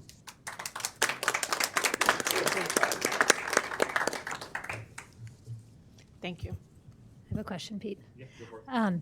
I'm sorry if I missed it, but I'm curious if, as part of this process, we talked to current non-riders or potential riders and got some input on why people who would like to ride the bus but are currently not riding the bus and what we learned from that. I didn't hear anything about potential riders. We did do some engagements at various Krogers throughout the city and also in Uptown. So one-on-one engagement and handed out surveys. So we did interact with quite a few non-riders to understand why they weren't riding and what kinds of trips they need to make. And Pete, just one more point to be made about the short-range transit plan. You know, as we're working through our agency-wide strategic plan update, this is one of the inputs into that process. And when we think about our framework of we plan, we fund, we measure, and we iterate on really a quarterly basis, this just lets the transit network planning folks do all of that analysis. And as we work through every quarter, financially, what can we afford? As we're seeing changes, we will adjust. So this is a super important piece of work to make sure that as we're making changes, we're being thoughtful. But those changes don't happen unless they're calibrated and synced with everything else that's going on in the organization. So it's a super important tool, but it's not prescriptive. Like it will adjust, and it has to be fit within our financial picture as well as we get things done. So you're well aware of that. I just wanted to make sure that was clear that this will be part of the larger puzzle. Yeah.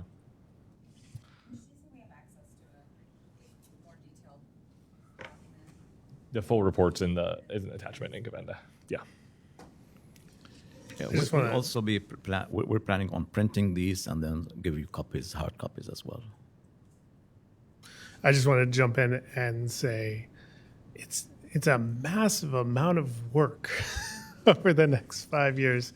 And sometimes I think, all right, we're getting towards the end of reinventing Metro, right? We've got the BRT lines coming in. We've done a massive amount of work. But when I look at this, I think actually we're kind of fulfilling what reinventing Metro was imagining. All the adjustments to routes to go along with BRT and to work with Metro now, like that achieves that efficiency for the riders that I think we are trying to do in all of the reinventing Metro project. It will take these years to get it all right because of what Andy just said. You know, we have to fund it, we have to plan it, we have to organize it. So thank you for doing this. It's incredibly helpful for me. I feel like I have a sense of it, but then seeing the super stops, right? And digging down into that and, you know, looking at them, maybe, you know, driving by the proposed ones and getting to understand it, that's super helpful for me. So again, just thank you for the massive amount of work and for that confidence that it brings to me that we have a plan, right, for doing that important. And I'm going to bring back Daryl Haley for a second, the blocking, the tackling, the essential work for having an excellent transit system. So thank you very much. The other thing I would note in here is this is, I think, the first time, if you go through the full report, I've seen the changes to the underlying service where BRT will operate, and it's still fairly frequent compared to what I know other cities have done. Some cities have gone from really high frequency to every 45 minutes or an hour. The fact that we're not doing that, but we're still maintaining a level of frequency that's somewhat reduced, but still meaningful to riders on those Reading and Hamilton corridors is really important. So this is the first time I've ever seen numbers put to that, and I appreciate seeing that. Which is a segue into the Metro Rapid update. Look at that. Didn't even try to do that. I didn't. I wish I were that strategic. Sharon, go ahead. Go ahead. Great. Well, we have been busy bees as well, working on the bus rapid transit, and we shared with you all last month that we had made it into the congressional report for FY26 and FY27 for Reading and then Hamilton. And by the end of this week, Congress will have met to appropriate transportation funding for FY26. So it's a very exciting time, and basically what that means is we have a lot of work to do in a short amount of time.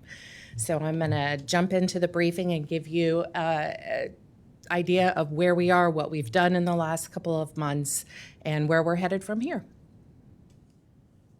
We are tracking on time, on schedule for the timeline of seeking a grant agreement by the end of this year, starting construction and launching service in 2028 for Reading, and the same for Hamilton, although a caveat, Hamilton will be about 6 months behind, much later in 2028. Next slide. So this slide I've used before, but this has different information on it because now we're moving into the phase of advanced design. This is where the rubber hits the road. We are going to be working on the detailed design, third-party agreements with the city, operating plans, which you just heard a bit about. Those will continue to be refined as we move closer to BRT.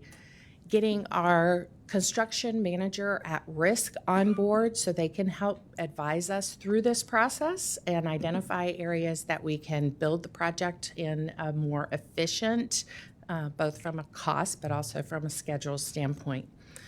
And then also bringing on a independent cost estimating contractor, that is our term for ICE. And that is a federal requirement that we have someone that is doing an independent review of the costs so that at the end of the day, when we sign a grant agreement, we all know what we're getting into in terms of the total cost of the project. Of course, getting to the grant is the big milestone because that is the point in which FTA will issue our award, but also be able to reimburse us for the amount of money that we've spent out of pocket to date, according to the amount that they agree, our ask, basically, on the percentage. And then starting construction. Next slide. We also have started working towards the really important portion of BRT, not just putting the infrastructure on the street, but also working with local developers and the city to identify and realize transit-oriented development opportunities. So while we're investing from a capital cost and a construction standpoint, we're putting dollars into the local economy for construction. But at the same time, we expect and have seen in other cities that the infusion of this money and the investment of the infrastructure creates nodes, very much like Cincinnati was originally built on with the streetcars. And we have wonderful little neighborhoods that we're going to connect and create the nodes that help to foster transit-oriented development, improved walkability in areas that are focused on transit and transit service. And so with that, it will help us be more competitive with other cities that are doing things along these lines from an economic development standpoint and help to improve overall infrastructure service delivery from the city as a whole. Next slide. So it's a really exciting time to rethink Cincinnati and what it's going to look like with BRT. So we have been working, and we've shared with you before, the scope and the services that we're doing for transit-oriented development activities. And working with the city, we held a developer market sounding. And so this effort was basically for our consultants to share the information that they have collected from a data standpoint on what the market looks like, what the sub-area and sub-markets are showing, identifying areas that are unique to Cincinnati. And Reading Corridor, as well as Hamilton, has a lot of institutional land uses on it. And that serves and requires a different look from a development lens, right? That's more partnership focused and something that we have more control over from a local perspective. And then we also talked with the developers about what works for you, what accelerates your projects, but also where your hurdles are. And so are there areas that we at Metro can help the city, or the city can help us kind of take down those barriers so that we can see development come and be important. We, as a federal agent, a federal recipient of grants for transit, can also come up with some innovative financing techniques through the Build America Bureau for developers in particular to help prioritize and identify these areas as well as implement projects. We are going to have them back next week. The developer market sounding meeting number 2 will be held, and we're going to look at each of the different station areas, the proposed typologies from a development and a land use and a transit perspective, and seek their input on that information. From there, once we have the developer information, then we'll start a larger community conversation. We wanted to make sure that we had the information from the real estate and the development community before we take it to the next level. And we'll begin with a visionary advisory network. And this will be very similar to our stakeholder advisory group in terms of the participation.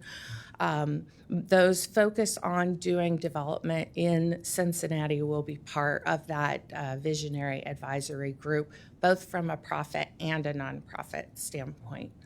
And so we also heard, I was in DC last week for a meeting with the American Public Transit Association. We had some representatives from FTA there, and I know I've shared with Matt as well, but there is going to be another round of federal funding for TOD pilot programs. That is the grant that the city went after last year. We're going to partner with the city this year, and hopefully we can be successful so that the city can move the next phase of the transit-oriented development forward, which is typically called station area planning. So it's more like neighborhood area plans specific to transit. And so that grant application will help get to some of the answers in that area.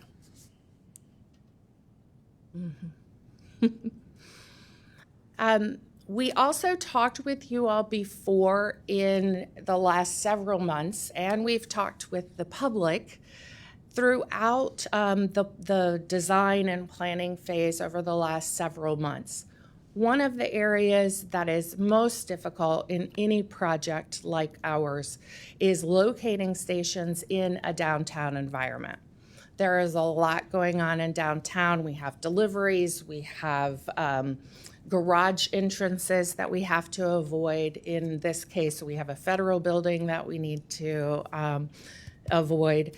And so we have looked at a number of different station areas near Government Square. And we have current operations there, of course, at Area D. And changing some of that would also be an area that is being investigated.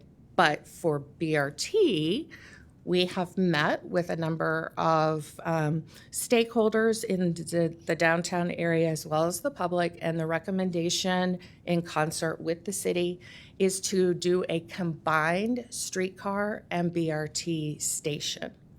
And this would be located where the existing connector is. There are a lot of positives with that. The grade is already set. The curb is already set. The main thing that we'll be doing through the design is looking at a canopy that is distinct for bus rapid transit. But what I like about this idea is it puts our premium services, the streetcar and the BRT, together so that we can all integrate our systems, which we just talked about a few moments ago.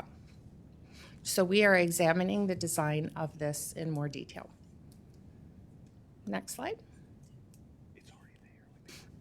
Another area that we talked about from a design standpoint that we had heard from the University of Cincinnati that they are interested in is a concept that we are calling the edge front. And that is a discrete, separate, median separated area for buses on Jefferson. And that would allow an proximity to the university side, The university has expressed that they would be willing to negotiate an easement for the property, and we are examining that and continuing and furthering the conversations before a final decision is made on that. But these are some images here that show what it would look like when there is a station and when there is not a station. This is an area with a lot of existing fixed route services as well. So we're looking at whether we can put those fixed route services in this same right-of-way. And that will probably look more like the bottom line for fixed route in kind of the inverse, because fixed routes don't have the doors on the same side as we will with BRT. Next slide. We have had a lot of good advancement on our environmental documentation. We've submitted, revised, and addressed comments from the Federal Transit Administration. It is currently pending final legal review. And we also are meeting with the State Historic Preservation Officer on January 21st, so tomorrow, to talk about the station designs, in particular the station designs in the over the Rhine Historic District and the coordination with the local Historic Preservation Office. Next slide. So as I mentioned, our next steps are to get a construction manager at risk on board. We've been going through the procurement process. We have identified and selected a firm, and procurement will discuss that in a few moments.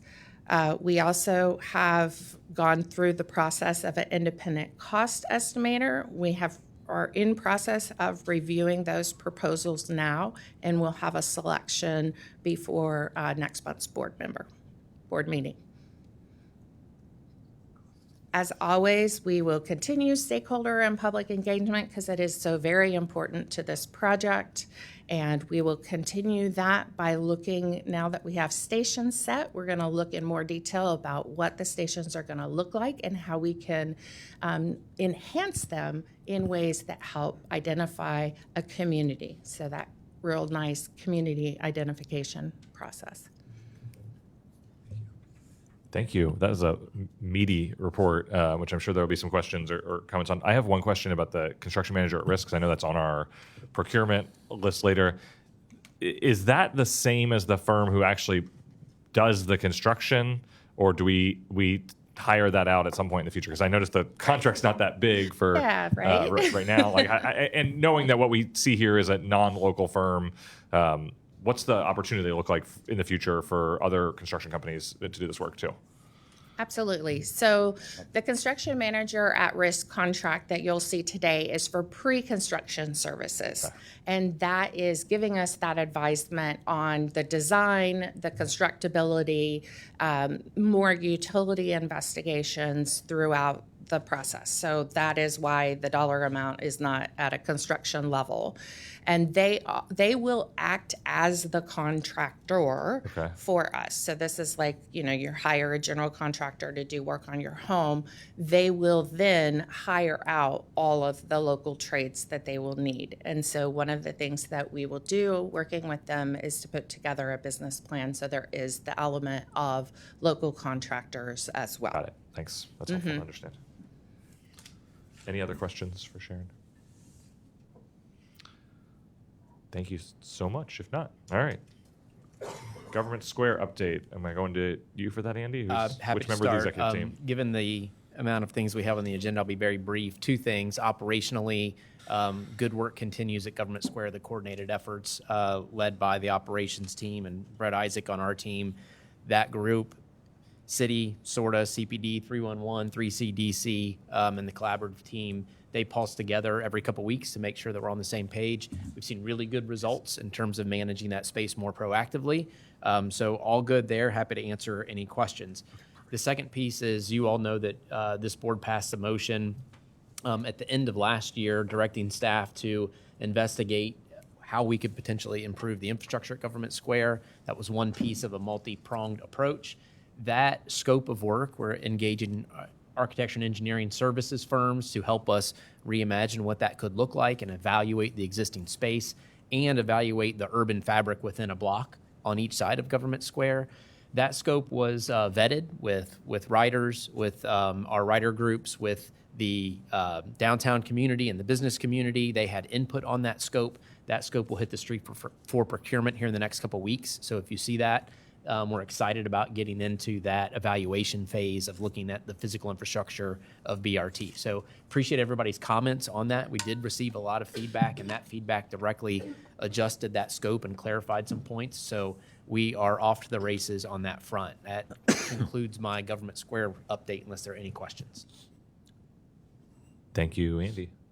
All right, we're going to go to our procurement matrix with Mr. Walker and Mr. Rowe. Mr. Rowe will come up and kind of go through this quickly. In the interest of time, we've got 6 items here. Call it 4 of the 6 are relatively straightforward and something that we do annually, so he'll be brief on those. But then a little bit more detail on the probably the CMAR and the brake kits, which are of interest for everyone. Thank you, Jason. Sure. Good morning, everybody. Working from top to bottom there, you see the Metro Transit Infrastructure Fund Technical Support Consultants. These are the consultants that review the applications that we receive annually and do the field reviews as well. They help staff respond to questions from the jurisdictions throughout the year, as well as review applications for reimbursement. The next one you see there, the CPD Police Detail. This is a regular contract for us in that we have the CPD on our buses, special events throughout the city as we need their assistance. Roll Call Technologies is a third-party scheduling company for them, and our contract is technically through Roll Call, but it is for CPD police services.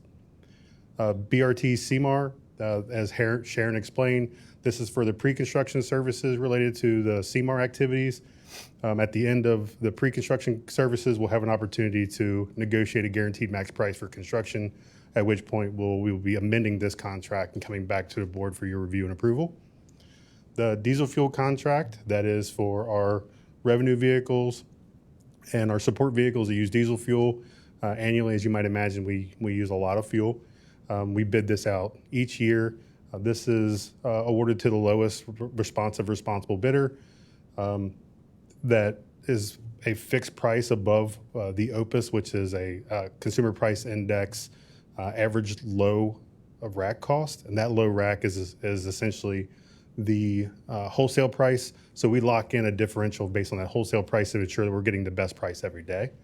The same applies to our approach to gasoline. Gasoline primarily supports our support vehicles and some of our access fleet. And then finally, transit bus brake kits. As you might imagine, we do a lot of repair and preventive maintenance for our preventive maintenance program for our buses and to ensure their safety. And these contracts you see here is actually for 5 different companies that we went out and solicited publicly to lock in some contracts for some fixed price confidence over the next 24 months. And I'm glad to answer any questions you might have.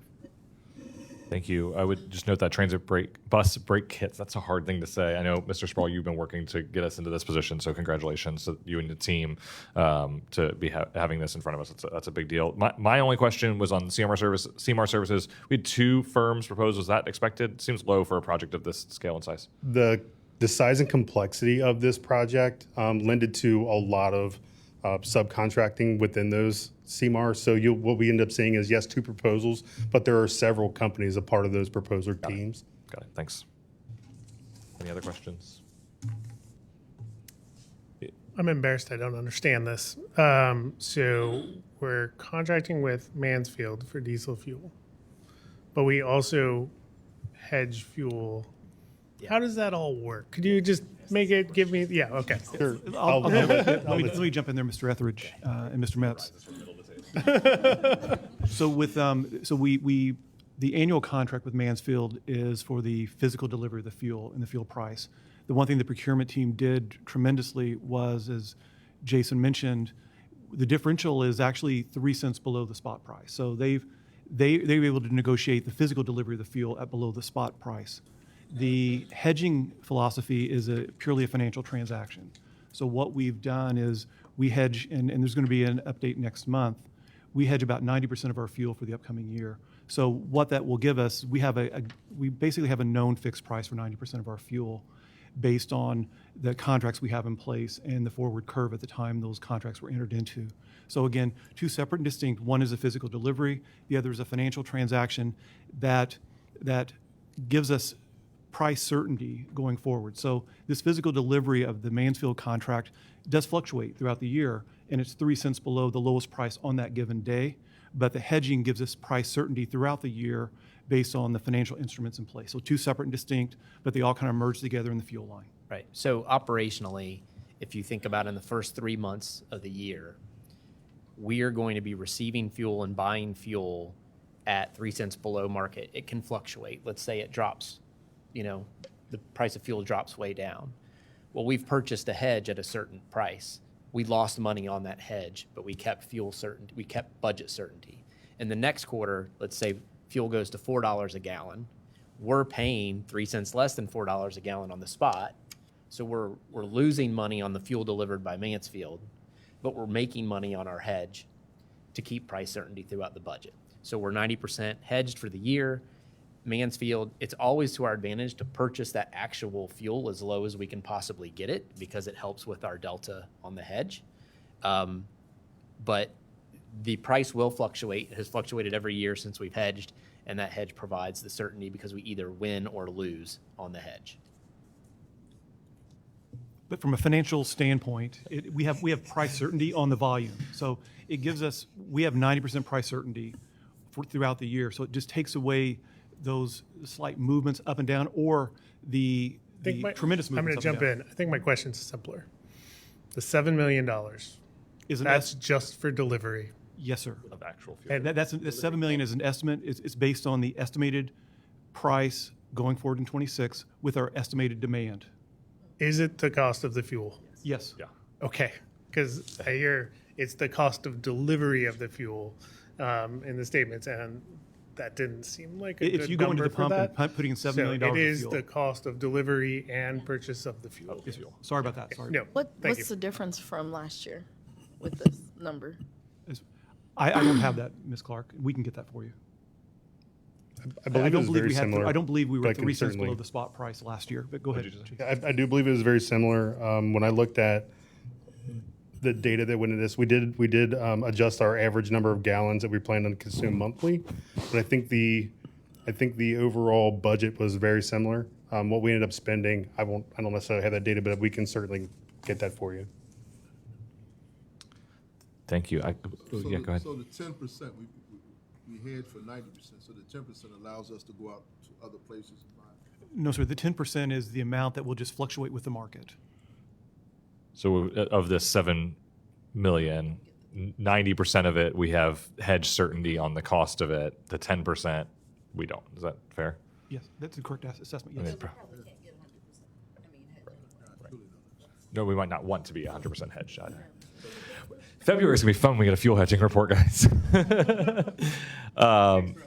Yeah. And Blake, it was fun to literally see your wheels turning as they were explaining it. So I think I'm allowed to move these all. Are there any of these items that folks would want to take off of the consent agenda and do in the full meeting?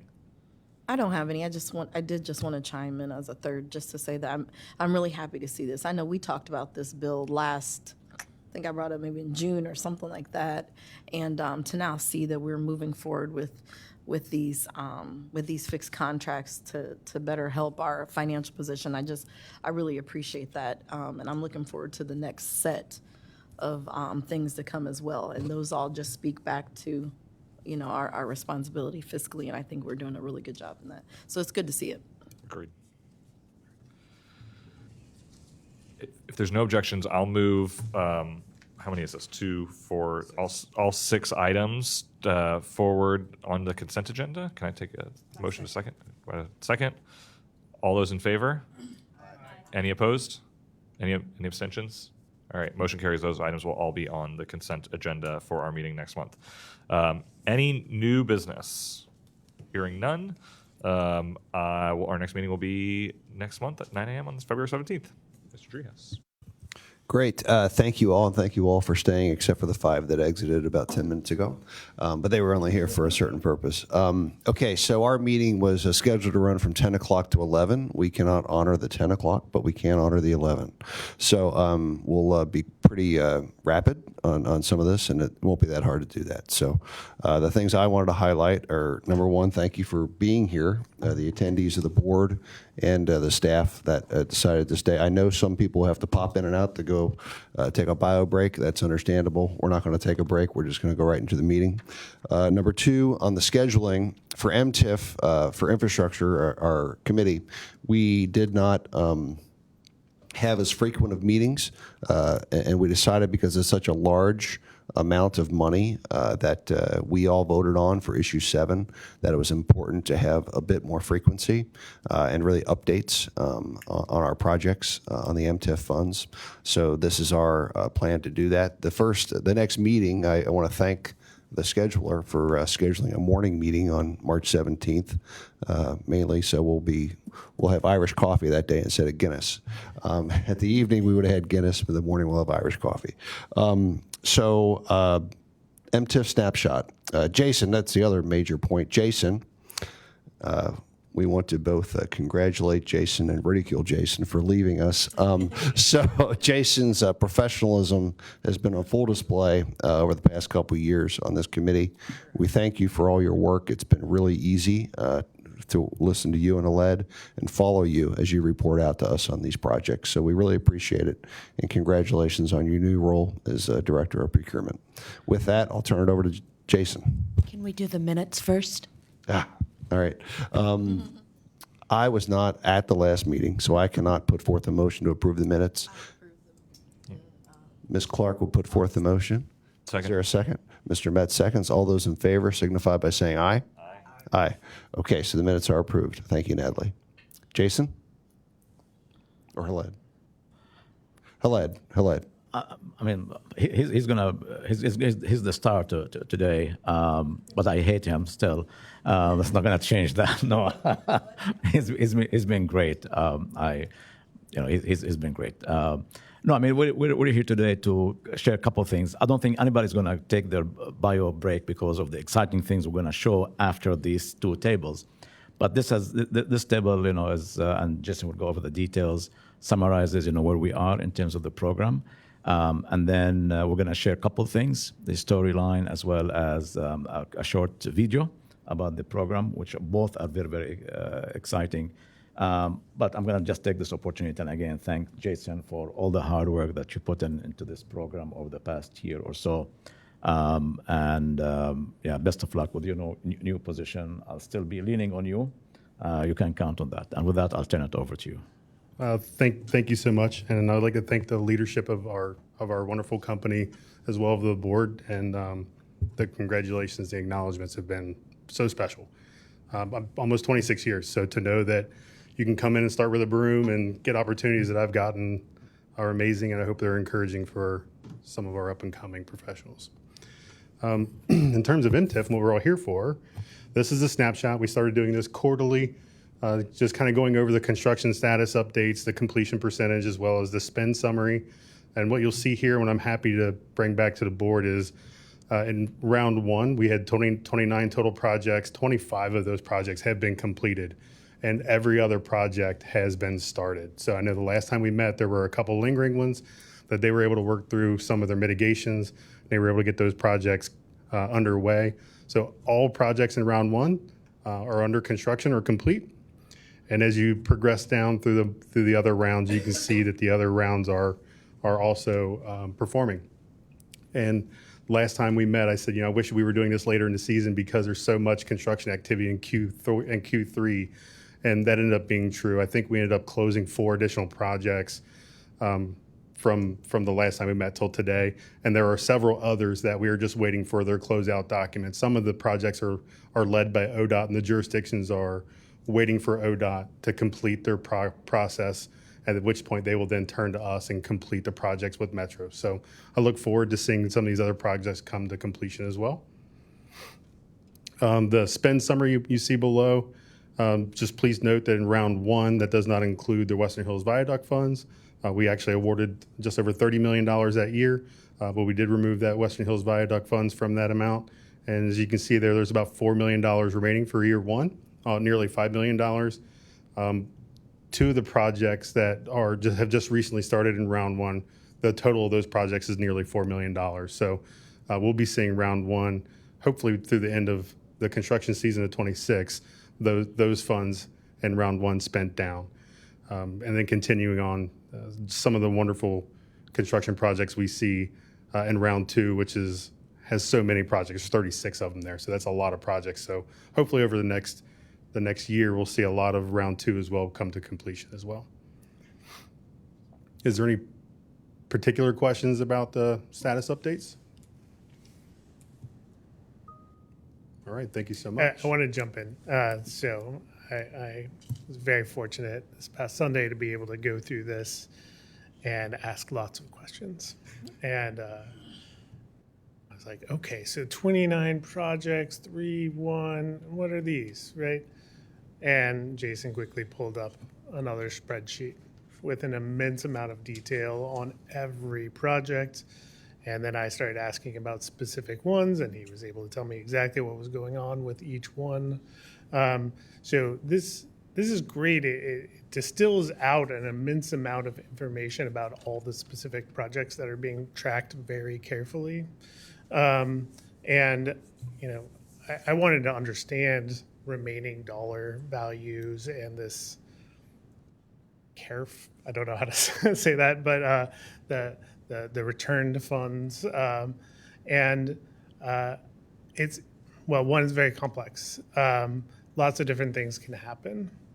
Projects can come under budget and money comes back. Projects can be 100% done and we haven't given the money to the jurisdiction or the entity. What do you call it? What's the right word? Jurisdiction. Okay. Jurisdiction. Because they haven't requested it yet. Right? And sometimes they haven't requested it because they need ODOT to do something before they can request the money to come back. But the central point of all those questions is, and I think this is what the board has been after, is are we using the money that we got for the MTIF program to benefit the citizens of Hamilton County and our communities? And from what I could see, even from round one, round two, the answer is yes. The projects are getting done. Even though we might have $5 million remaining, most of those projects are done. They're helping the people today. We just haven't done all the financial elements on the back end. And that's important to understand as we're doing this work. We are leveraging those funds to help the communities. That doesn't mean we shouldn't keep asking questions, right? There are projects probably that get delayed. There are concerns there, but the work is happening. And I'm trying to segue a little bit into the next two things you'll see, which I think are absolutely amazing. There's a video, and then, well, I'm not going to take your thunder. Go ahead, Jason. We heard this board, and frankly, we've heard the public. And what are we doing with Metro Transit infrastructure dollars?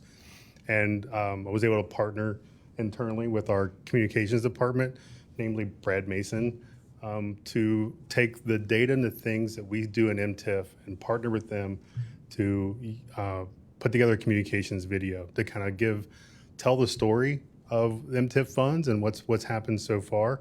So the video you're going to see was we analyzed which projects would be really good to tell. There's so many of them that are so good to tell. We were able to come down to 5. I don't think 5 really justifies it, but I hope that you guys enjoy the video.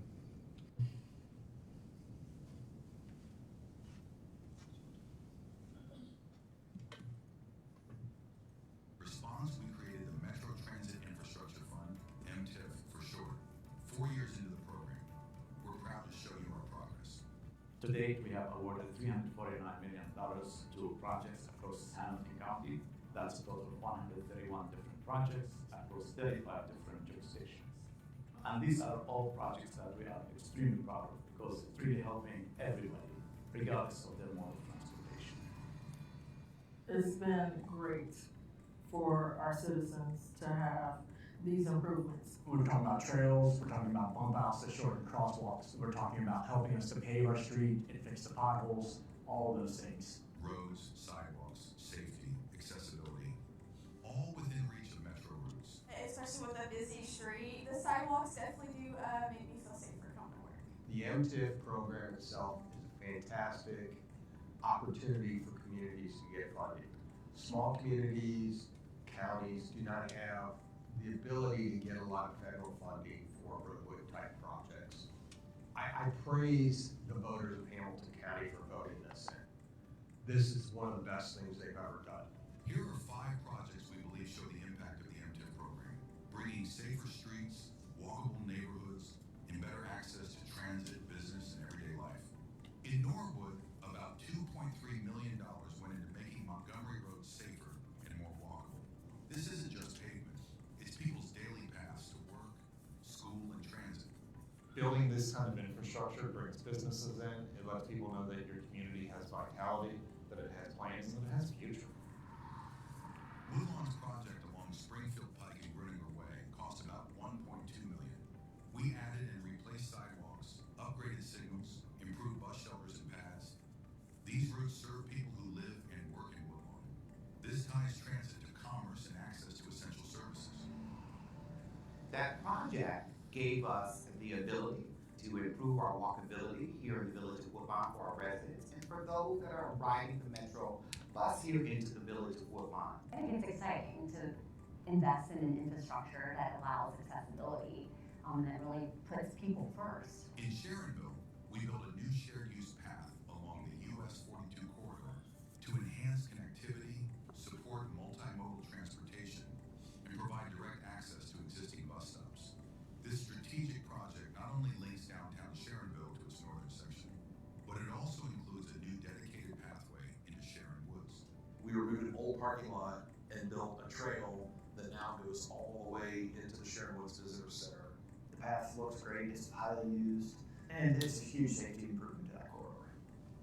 MTIF money was used to help extend the Wasson Way Trail. A dedicated signal was installed to help cyclists and pedestrians across Montgomery Road. One of the things I think was really awesome about this project is that the city, when they installed the signal, they put signal timing on it that is immediate. So when a trail user approaches that intersection, you press that button, the signal turns. And that sends a message that trail users are a priority and makes the trail user experience more convenient and enjoyable. The improvements along Joseph Road are making a huge impact. Students walking to Coleraine High School along Joseph Road now have a new sidewalk with signalized crosswalks to ensure a safer trip to school. We were not financially invested in this project. We were emotionally connected to it from a safety standpoint for our students, and we appreciate that the resources were allocated to a project like this in our district, and we know there are other places in our district that will benefit from future projects. And one of the most transformative projects is now underway, the Western Hills Viaduct Replacement. Originally built in the 1930s, this vital bridge carries thousands of vehicles and several metro routes every day. With $205 million from the Metro Transit Infrastructure Fund, the city of Cincinnati and Hamilton County have begun working together to replace it, ensuring reliable transit connections for decades to come. These are just a few of the many projects made possible by MTIF. Because transit infrastructure isn't just about buses, it's about people, safety, access, and opportunity. We are grateful for the trust that voters have placed in the Metro Transit Infrastructure Fund and in us. We are proud to play a role in creating opportunity and growth in our region. We look forward to building on this success by listening, partnering, and delivering improvements that really make a difference in the lives of the people that we serve.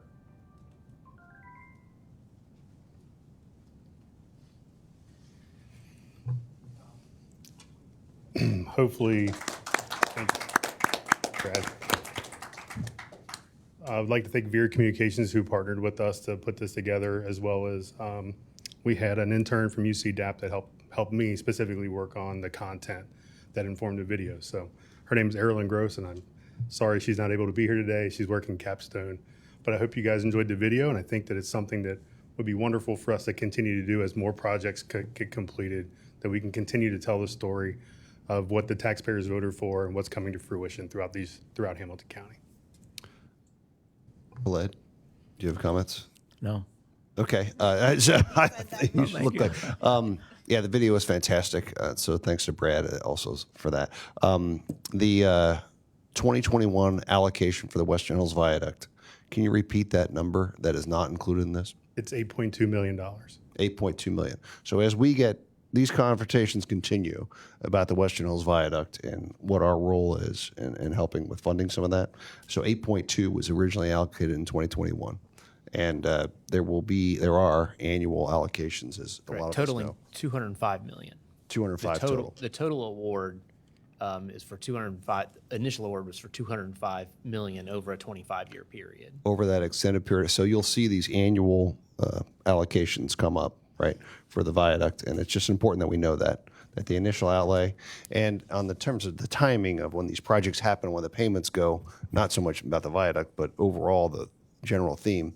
You know, Andy and Khaled, they sit on the OKI board, and they're kind of used to some of the comings and goings of the money. And a lot of elected officials and administrators are on that OKI board, and it's really helpful to attend the meetings. It's generally a consent meeting, but clearly a lot of these funds and the ins and the outs of how the money flows is really important to track, right? The more you're in it, I think the more you understand it. So I think it's helpful for all of us to hear it from you directly. I agree wholeheartedly with everything you said, Mr. Treehouse. I love it. Love it when you say that. I agree as well. I also think that I think this is fabulous. How will this be disseminated? Is this for the general public, and you'll send that out as well, or? I think strategically, initially, we wanted to bring it to this committee and allow you guys to see it first. Then maybe even perhaps share with our board, and then eventually our marketing communications team will decide whether it goes on our website, social media, from there. Okay. I think that, I'm sorry. Brandon can speak a little bit. I was just going to add that, yes, all of the above, what he mentioned. And we also have smaller videos with each of the community impacts that we'll break up. This is more the longer form video. So we can use them for more in community engagement in those neighborhoods, on our social, and also to work with our media partners as we continue to tell the story and get the word out to a wider audience of the impact of this program. So there will be a lot of uses of this video that hopefully that you all will see coming in the future. Thank you. And I also, and I don't know if we've seen it already, maybe I missed it, but also the work that we've done in procurement for local and smaller contracts, diversity, women-owned companies, and that I think that's a huge element to how some of this work has been able to get accomplished, and putting a lot of that money right back into the community that voted for it. I think is also a narrative, but I'm not sure if I've seen it, or maybe I have. Stuff is jumbled. Definitely include our max spend in our presentations when we're at city council and community groups and county commission and so on and so forth. Just to be clear, though, that max spend that you all see every month in the procurement matrix is for Metro dollars, not reflective of the MTIF. That's a firewalled separate program altogether. Okay. Yeah, we're good. Yeah. Jason, thanks again for presenting. And really, that's all we have. I wanted to seek input from the board members. If you have any more comments about that and how we share the marketing of the information in the video. Other than that, that's a wrap on the feedback, I guess, from the board. No, the storyline. That's the storyline, yeah. So, yeah, we have a story map. We also worked on another communications project. Annually, we come to this committee as well to our board. We provide an annual report. That annual report, we wanted to make something that was a little more interactive. It could live on our website as a living library as we continue to move into additional rounds of the program and award projects, be able to kind of archive and go back and take a look at the wonderful work that's being done and have this embedded on our website. So that same intern, Erilyn Gross, she worked with me to develop this story map. It's an ArcGIS story map that will be embedded on our website. Vision was of Khalid Shamut. And I'm just glad that I had an opportunity to work on this because this actually is kind of like my love letter to Metro Transit Infrastructure Funds as I transition. This is a wonderful communication tool. I hope you guys like it. I'm going to do a high level tour, and then I hope you will check it out once we put it on there and look at all the details and the wonderful things that we included in the story map. And I just want to point out there's Easter eggs in here. So you'll see buses and Metro Now vehicles in some of the photos. That is me and running around on the weekends trying to take, with my transit app, trying to take pictures of buses in front of important places related to MTIF. So as you go down through the story map, we just kind of started with what is MTIF. And again, I'll go rather quickly because I know you guys have been here for a while. Kind of went over the purpose of the Metro Transit Infrastructure Fund program. And interrupt you, but this eventually will go on the website. So what you're seeing right now is what the public will see and how they will interact with it. Yep. The application progress and eligible projects. And then we wanted to show our service area, and the blue blob is 3/4 of a mile of a fixed route. So that way it kind of shows the eligible boundaries of MTIF. And as you swipe from left to right, the red lines that populate are lane miles or sidewalks, and then the singular dots are intersections. So the hope is that we continue to update this map over the next 20 years, and the blue blob will be riddled with red lines and dots as the program matures. And really, the beauty of this is we hear about these projects and the extent of these projects just like as words, but we cannot like visually, imagine how the impact and how big they are. And if you look at that map, and this is only 4 years worth of projects, it's very, very impactful. I would note that in the lead up to the levy, we ran a study to understand the community's infrastructure need, and we had a map almost identical to this that showed Metro's service area and the future service area and all of the projects that were in any organizational plan. So to see it like this is just really gratifying because we, 8 years ago, did a study that said, here's where all the need is, and we're starting to put the money toward it. So it's really cool to see it this way. And for those who might not be interested or fully involved with the program or know what it is, we kind of want to just highlight all the different jurisdictions throughout Hamilton County. This map is interactive. You can click on the tiles and it'll take you to the jurisdiction. But if you click on the individual jurisdiction, we show a photo that is within their jurisdiction, as well just kind of give a summary about who they are, where they're located. We tried to capture some of the projects that have been funded within that area on the map. Maybe include some element of Metro service within their service area. So this was a lot of fun, going around these different jurisdictions and taking photos, and again trying to highlight some of the jurisdictions that didn't necessarily have something we could borrow off of their website. So there was a lot of effort in finding what we thought were neat artistic photos to represent those specific municipalities or jurisdictions. And then I will continue down the story map. So if you notice, these are round by round up here. You can jump to a particular round. But in between the round tours, you'll notice that we have some of the small videos as well. So I'll play one for you. Oh, and it's not sharing it. Okay, I can't share it.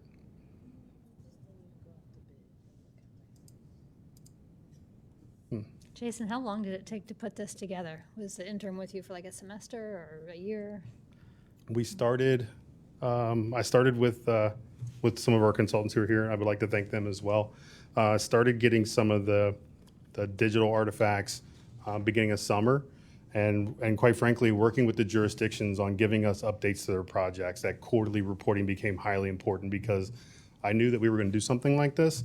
So I wanted to get progress photos of their projects. So we really started about mid-year, June, July. As you continue down through the story map, it goes to a round by round, and you can click on the project, and it gives you a summary of the specific project, the amount that we funded. It'll show you the project limits. And because round 4 is our most recent round, we don't really have before and after, but we were able to take photos from their applications. Oh, sorry about that.